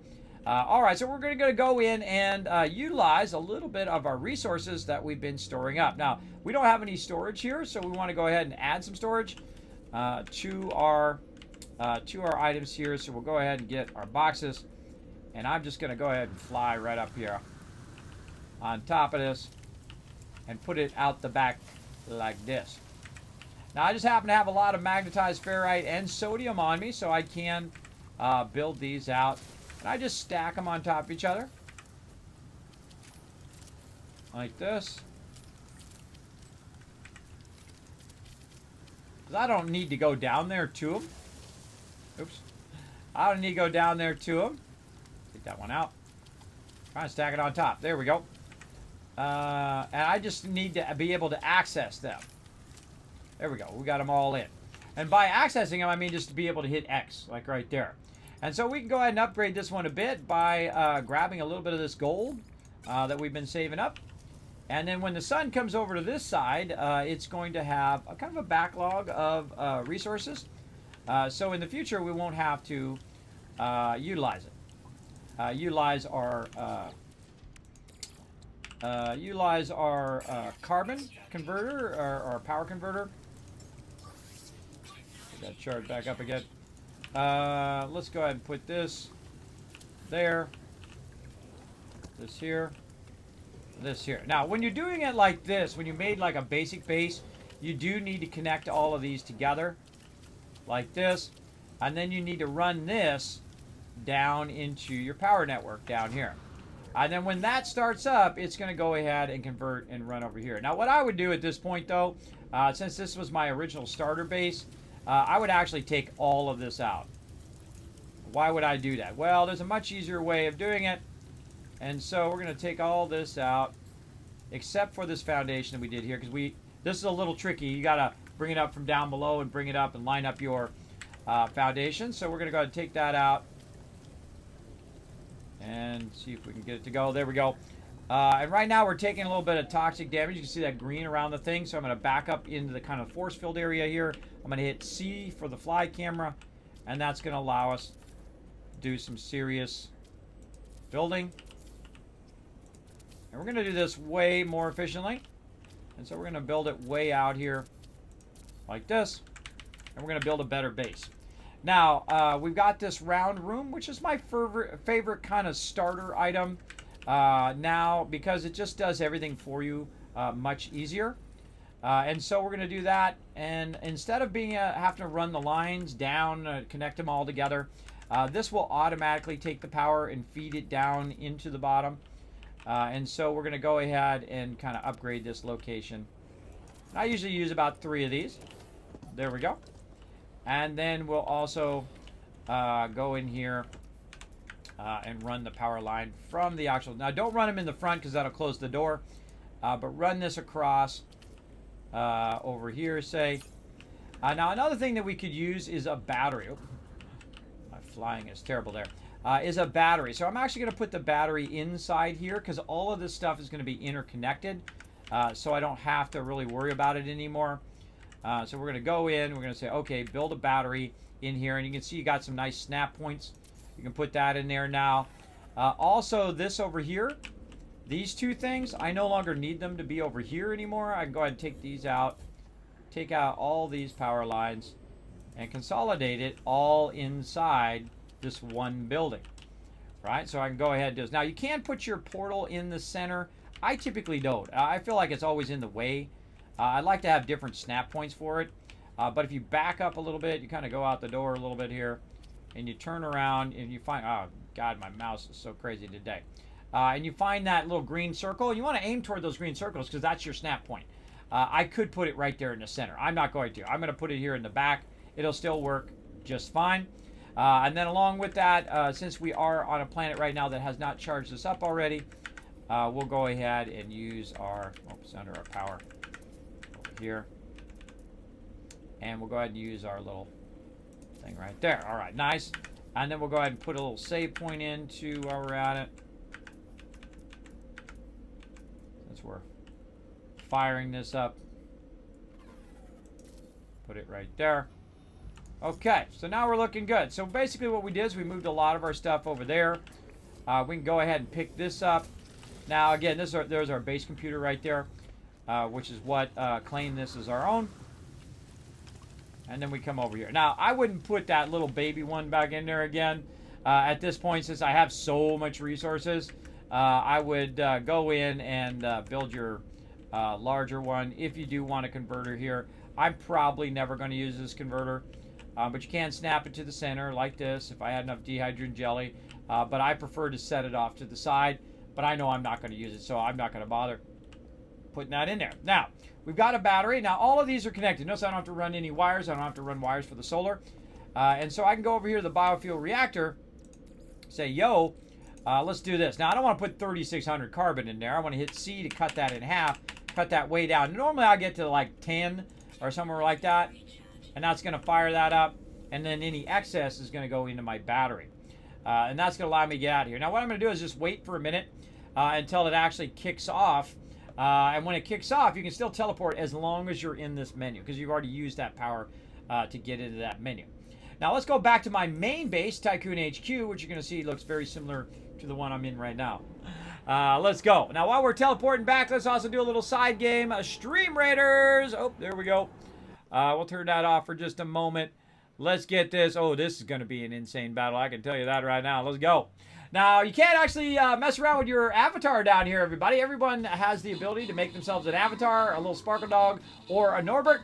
And they also can dance and do all sorts of fun stuff down there as well.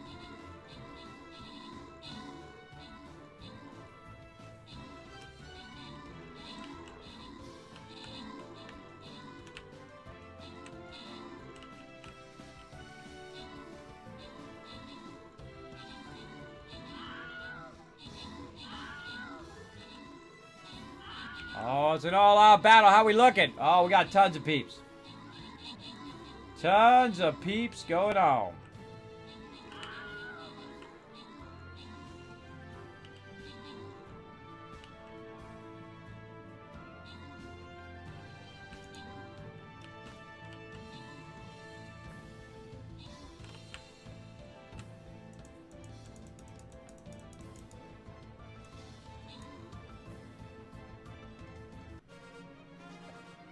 All right. Open the captain chat, grab some rewards. Let's see. Subi, Blue Chronos getting some epic scrolls. We got Mini Murph and Olaf getting a paladin. Scroll and EMZRT 50 gold there. Hair Luna really crushing it today. 23 kills, MVP. Nice job. All right, let's keep going though. Let's keep these battles a rocking and a rolling. Let's see. We're waiting for our big guy to cool down. How's he go? Another 67 minutes. All right. Let's go ahead and do Flying Rogue. I kind of feel like he's going to be the jam, so let's go ahead and put him right there. Try to take over as much as we can and get as much loot for you guys as possible. Now, what I did is I jumped back to my primary base. I ran over here and talked to the NPC, which you'll see where he's at here in just a second. But I'm looking for more drop pod coordinates. Now, every time I log in, I will start to buy drop pod coordinates and any dehydrogen jelly that I can find. Constantly trying to find that stuff. And also the other thing would be like tritium and things like that. So this is my main base right here. It's on a paradise planet. As you can see, no bad weather, no nothing. You can see I'm taking no ill effects. I can literally just run around the planet. Just as long as I got oxygen, I can run for an infinite amount of time, which is pretty great. These are very rare to find. Again, they're called paradise planets or bountiful planets. Very, very cool if you can find it. And again, you can see I've got my thing out there and a very similar base in here. But this got a little bit more stuff, right? It's got the different save beacons. It's got its own galactic trade network over here, which is basically tied to the one over there. There's some uranium in there. I guess we'll buy a little bit of that. Put that in our inventory as well for when we need that. Now, we also got different base computers here where we can unlock different stuff. There's a lot of this, and so I am only like 11 hours into this playthrough. A lot of this stuff I have not unlocked yet. Because I spent a lot of my time just working on stuff like, I think I'm 11 hours. Let's go look at that again. Yeah, now I'm 12 hours. 12 hours in this particular set because we reloaded. That doesn't seem right, though. Seems like I've been more than 12 hours. Now, here's our exotic ship that we have going. And again, we'll just pop in there real quick. We found this pretty early game. It's an S-Class. It's got a lot of potential to it. We can go ahead and extend it if we want. Whoa! Blue Chronos coming in, unlocking that new sub badge. Bringing the Kismet love train over there. Is that awesome or what? I just added that on Monday. That's a lot of hard work doing those 3D animations. Has a bunch of different variations. Well, 8 years worth of variations in the chat as well. Thank you, Blue Chronos. Appreciate it. Appreciate the sub love, man. Bringing that Kismet love train into the stream today. Appreciate each and every one of you who does. Now, again, I haven't really upgraded this ship. I haven't really done anything to it. It has not really that many technology slots. But what I really want is I want my other ship. That's the ship I want to use. And so I'm going to go ahead and pop out of there. We'll come back and we'll fool around with that later. I really want my other ship here. My other one, if I press the right buttons. There we go. Actually, I've got a program, so I just press number 3. There we go. And that'll call that ship in. And then I can go over here. Let me turn my sound on. Call my ship.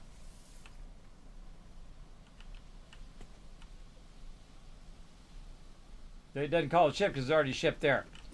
But, again, with my nav data, I can call it right there.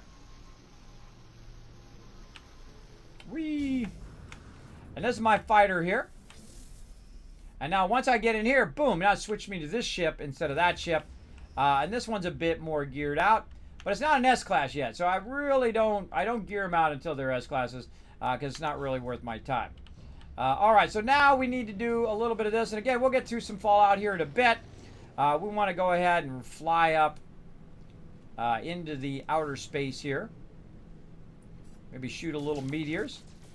I love how you just transition between the planet to outer space. That's pretty cool. And we'll go beyond our little meteor storm here. Bam. Right here. And then we'll go ahead and call in our freighter. And we can also call in, if we want to, our space anomaly here. Now, all these ships that you see appearing here, I don't need to be worried. Why? Because one, they don't call me a Space Tycoon for nothing. These are all my ships. I own all of those. And these, and those, and that big one. I own all of those. Now, why do I own so many ships? Well, these ships are going to go out on different missions. Look at it. Oh, that is a cool shot right there. Oh, that's an epic shot. We need to get that epic shot, everybody, without me in it. Let's go first person. Is that a cooler shot? Or I think this is a cooler shot. Hold on. We gotta go up just a little. We gotta get the shot, everybody. We gotta get the shot. So we'll go up just a little bit. Or rotate down. Oh, that's freaking cool. All right, I'm gonna disappear for a second as I get a full screen record of this epic shot. Let's do it.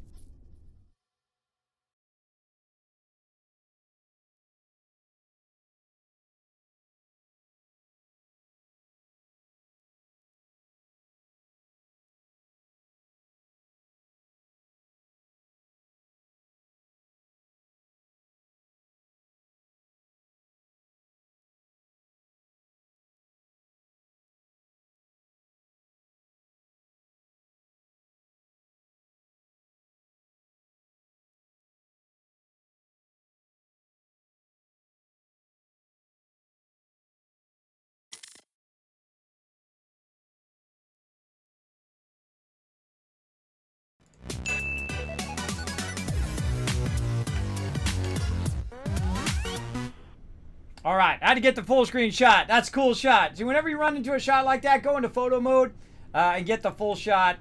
We'll go ahead and save that for later, and maybe I'll post that or whatnot. I see a lot of cool shots along the way. I usually don't have enough time to post them all. All right, so what we want to do is we want to go into the capital ship, and we want to send these ships out.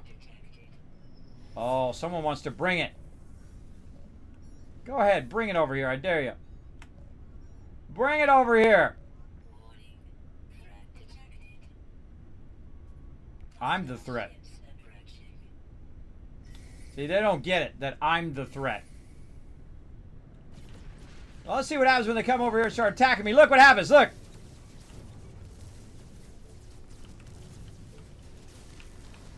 See, my ship starts shooting at them.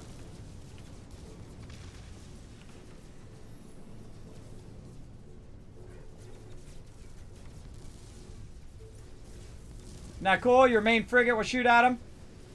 All right, now, whenever you're in danger, I'm purposely letting them wail on me, is you want to go ahead and do some shaggy dog, right? Some left, right, get behind the meteors, dodge a little bit. See, my health's going back up again in my ship, and stay busy. Now, you can also outrun them by going through these fields and whatnot. You can also go in the space station or the anomaly and whatnot, and it will cut them off. But you know what I like to do? I like to annihilate the suckers. Come on right out of there. Yeah, bye-bye. You shouldn't have brought it here. You shouldn't have brought it. I tried to warn you not to do it. Now you did. Now also you drop some cargo as well. You want to look for that little red arrow. It's going to tell you where that guy's at. He's going to come right at me. And I'm going to annihilate him with my fighter. Now watch out you don't accidentally hit the wrong ships, or those ships will shoot at you.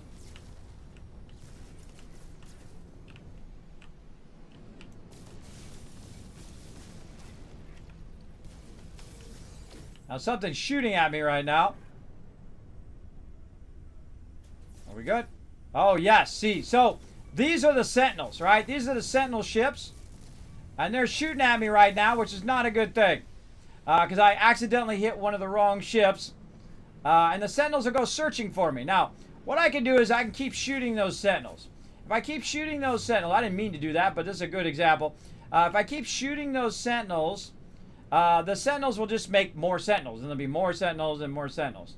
Or what I can do is I can run. And so that's what I'm doing right now. I'm running away from them. I can try to go warp, but I can't because I can't do it. Now, one of these actually is a pirate ship, and so it's aiming me in the direction of the pirate ship right here. So I got one more pirate to take out. But I got to watch out if I hit one of their ships.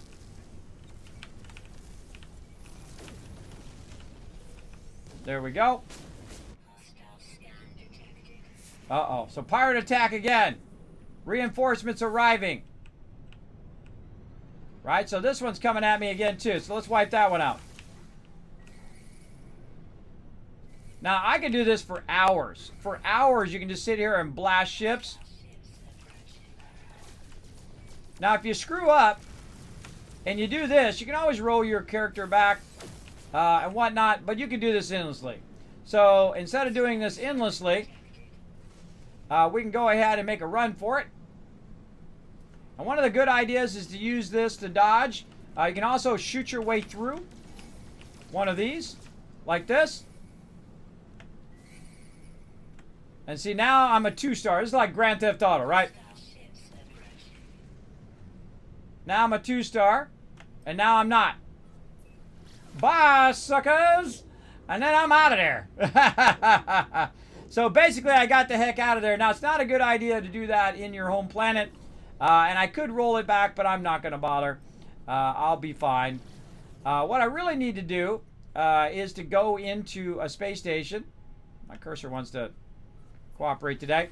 I need to go into the space station to reset my status with them.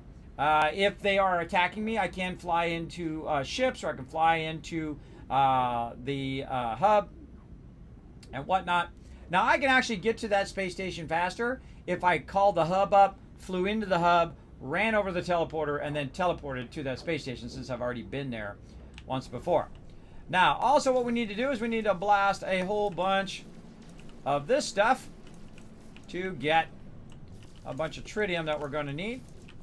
We're going to need tritium and dehydrin, so we're going to spend a little bit of time doing that. Again, we're going to run a little bit long on No Man's Sky here. Try to finish this up since we got rolled back earlier due to Steam crashing me out of No Man's Sky, which is a bummer. Now, I don't really care about the big ones, so I try to get a lot of the small ones. There's a nice hyper cluster there.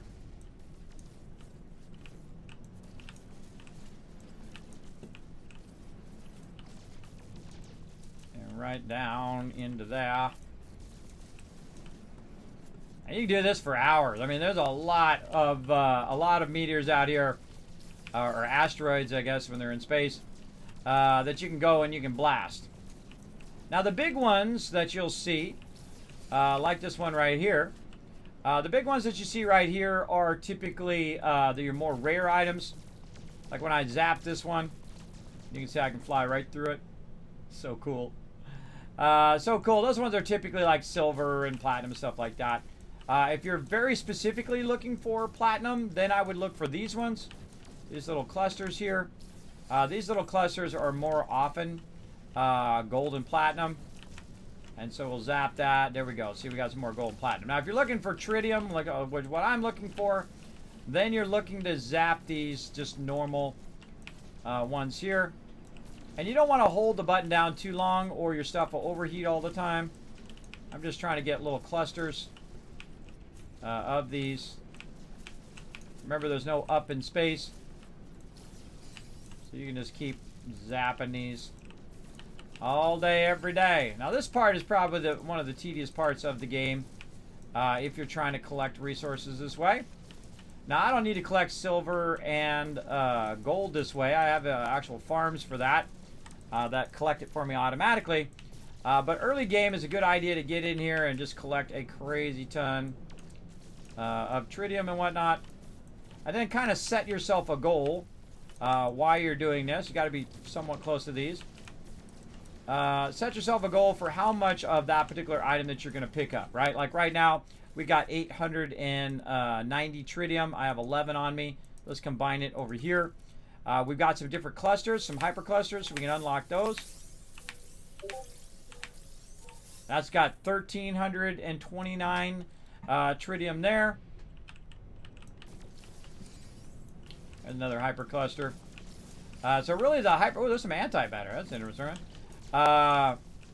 And so really you got to spend some time. Now the more hyper clusters you get... Ooh, that was weird. The faster this is going to go. So hope for lots and lots of hyper clusters. And just keep mining. This is how you do mining in this game. You just blow stuff up. And then it automatically takes the little bits and runs it to your ship.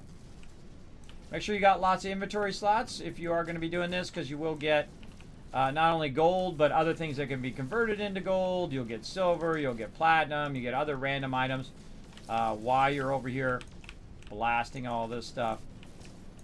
And yes, this does affect my vertigo if I do it too much. So we'll try to get to a full stack. And again, definitely worth the time. So we can send out our troops. Now I'm going to show you some other ways of getting this all set up as well as we play through. But there's something really like relaxing about doing this. I don't know what it is. You just like chill out and go and blast asteroids for a while. And I find that every single time I do this, without fail, the fighters come and try to shoot me. Every single time. And so I just blast them, and then they leave me alone. For a while, anyway. I love flying through those. Super fun. It'll be worth it. It'll be worth it. Yeah, very cool looking. Yeah. That was a cool shot. This is a cool shot, too, here, being in the asteroid field.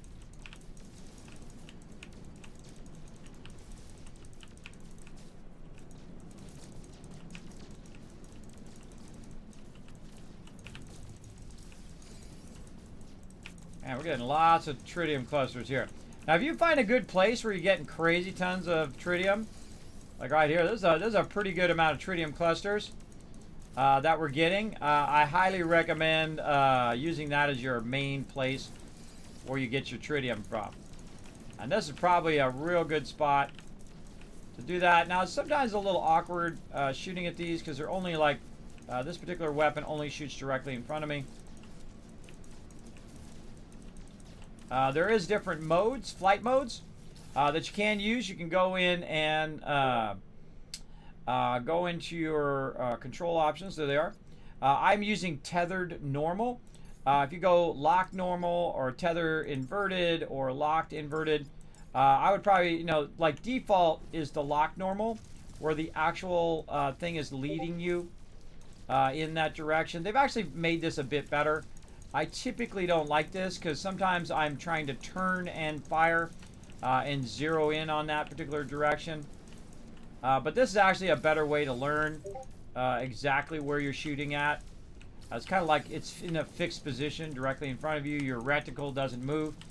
Later on, I'll go ahead and use both methods depending on what I'm doing. This is a really good method for mining. And inverted would be like up is down, down is up kind of thing. All right, let's see how we're doing. Let's go ahead. Oh, 15 more there. Nice.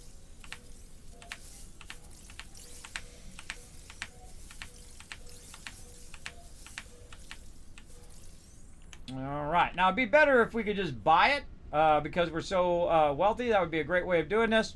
And you're like, well, Kismet, you got to go all the way back to your ship. No, I don't have to go to my ship. My ship can come to me. Just like that. And then all my other little ships will come to me too. And you'll see them all come in on the sides while we're going in. Pretty cool. Okay, I could normally do a full stack, but we're going to run out of time here. So let's go in and at least get some of these going.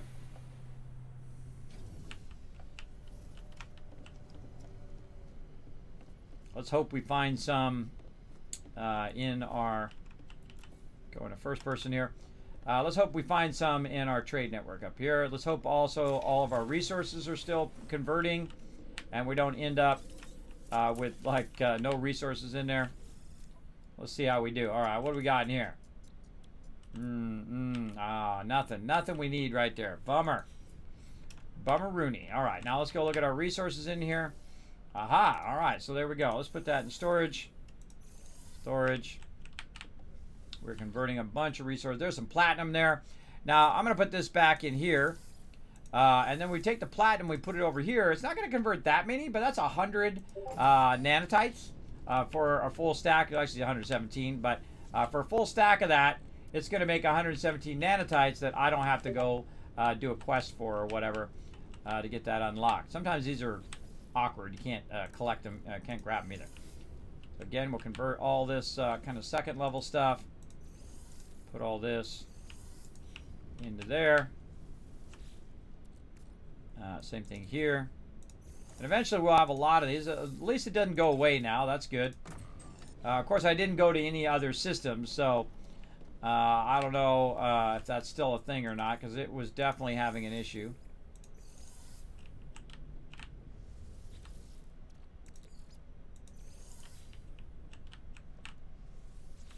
We're just going to clear all this out,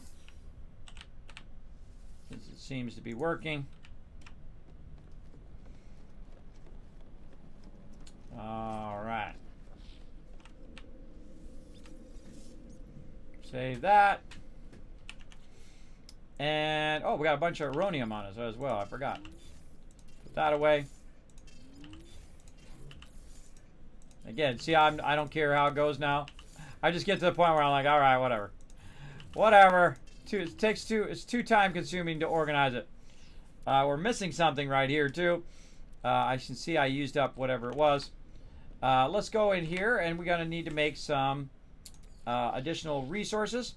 So now it'd be really nice if we could go in. Oh, it's not on me right now.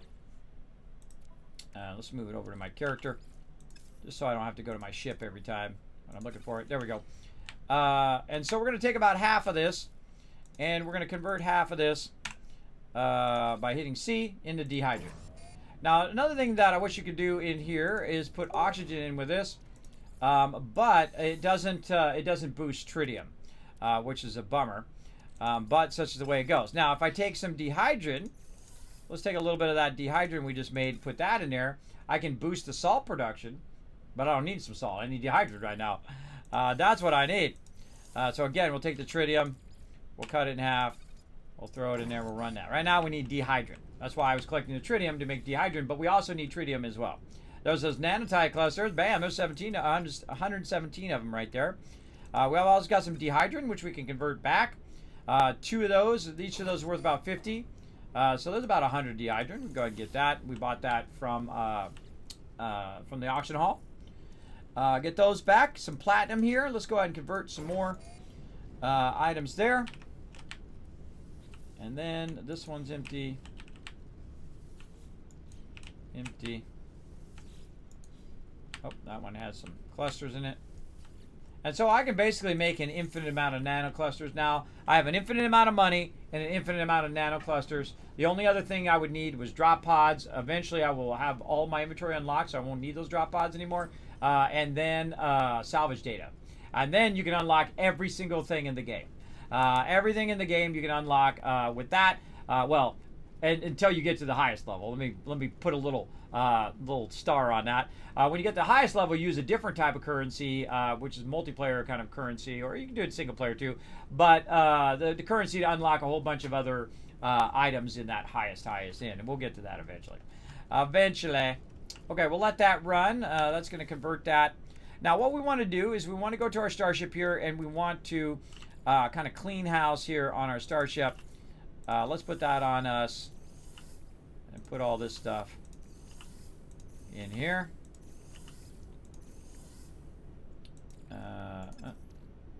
We're going to analyze this. There we go.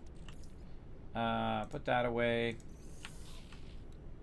Hate it when it does that. When I hold down E, it flips the thing instead of extracting it. It does that every now and again. There we go. A bunch of gold, which is going to drop on us. This right here can go in our high capacity slot. This we're not going to use for a while. Put that away. This we can put into there, and that we can put into there. And there we go. All right, nice. And then the gold we'll put away. I think it was oxygen is what we need down there. Metal plating, we'll keep that down there. Drop pods for now. Refiner, we're going to go ahead and put that onto our starship in case we need that later on. And there we go. So we organized that a bit. We're just waiting on our dehydrin to finish here. There we go. Put that on us. Tritium back. And then what we want to do is go to our freighter here. and we want to make more fuel. Now, I just go right to the 200 tons of fuel because I know I'm going to use a lot of it. And eventually I'll get to the point where I can use a lot of that. I have like 600 fuel there. And I try to set it up to run for the longest it possibly can. And because I have so many ships, and those ships will upgrade the more missions they go on, that fuel is going to become an issue. And so we'll work on that a bit more next time. But I'm going to look for the one that's going to run the longest. This industrial one right here, 27. And then we'll go ahead and add a ship to the expedition. Now look at these nice ones I've got here, right? Real nice support. I got a combat. Let's do an industrial, another industrial. And then let's go ahead and go look for one more industrial. I always send a combat with them. Look, the fleet rating is 5-star. This is a 3-star difficulty, and I need 800 tons of fuel. So I don't have anywhere close to enough fuel to run that particular mission, and I'm not going to spend any more time because we're out of time for playing No Man's Sky. We're going to play some 76 here in a bit. So let's try a different one. Let's say 15 hours. How long is that one going to take? So again, S-Class. Oh, what was it? What was the actual mission? I didn't look. This is a trade expedition. Oh, good. We're going to make some money. And so we'll get the platform. We'll get a combat. And then we'll just put our trades in. I usually put them in order of whatever they are. There we go. So 3 trades, a combat, and a support to reduce the fuel costs. And that's perfect. Off it goes. All right. What else can we get away with here? Maybe a 9-hour one. Not sure if we're going to have enough fuel for that, but let's try it. Combat. And I forgot what the thing is.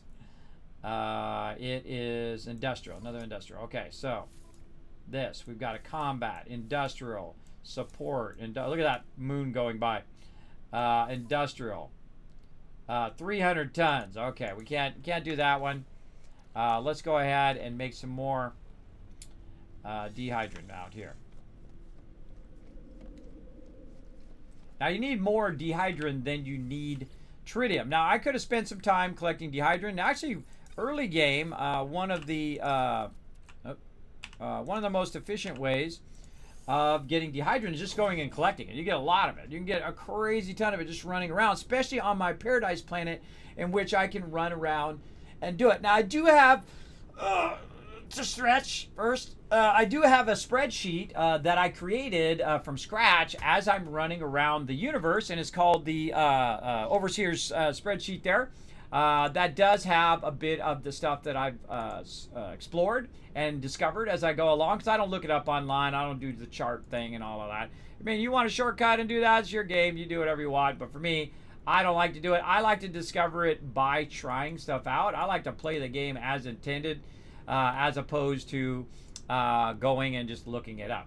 Now, I have a lot of combinations that I have done, and I know that some of those become the items that I'm going to need later on, right? So I can take granite and convert it into gold. I'm looking at it right now. Ionized cobalt will become dioxide, which will become granite, right? And so on. And then the granite can become gold, and so on. And some of these larger end items where you're using 2 or 3 elements to combine to, which you use in the later game, are very useful as well. What we need is a lot of dehydrant. Now, tritium will become dehydrant. Dehydrant becomes dehydrant jelly. Dehydrant jelly becomes dehydrant again. So it's in that kind of cycle. And again, we would like something to become tritium. That would be great. And then we can make an infinite amount of tritium, or we can extract the tritium. But I find the easiest way to get tritium is either to go collect it and then convert it into dehydrant, because you're going to get crazy tons of it if you're out there just doing the asteroids. Or you can find it in the auction hall. And sometimes I'll find like a full stack, like 10,000. Oh, I'm getting a call. I'll be right back, everybody.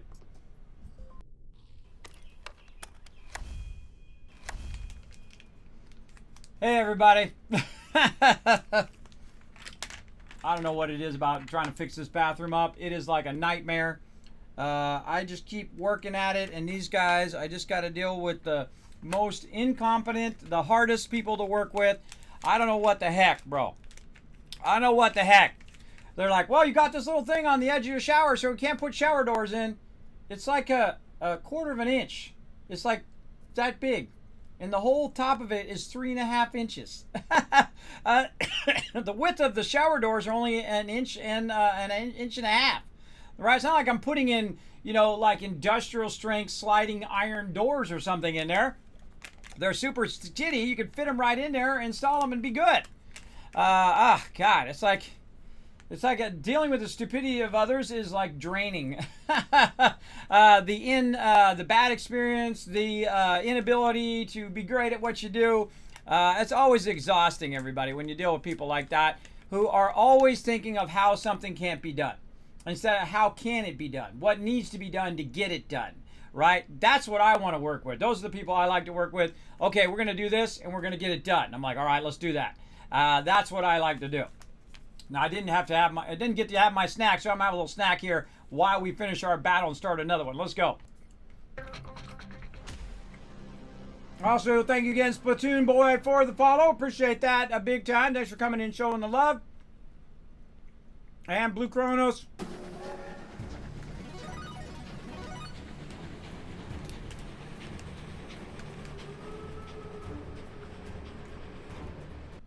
See, when it's cool every single time, that's when you know you did a good job. That alert is cool every single time.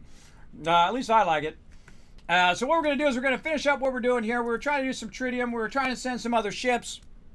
But the stream has gone off the rails as it normally does. And we're going to get out of here. We're going to go ahead and pick this up next time. Maybe even do some quests. Maybe unlock some more inventory slots. Did not have enough time to do it today. But such as it is, so we're going to go ahead and jump out of No Man's Sky and go play some Fallout 76. Let's go. Let's do it. Hey everybody, Kismet here. Thank you so much for watching this video. Make sure to hit that subscribe button right in the center of the screen. Also check me out live on twitch.tv/Kismet. I'll see you all next time.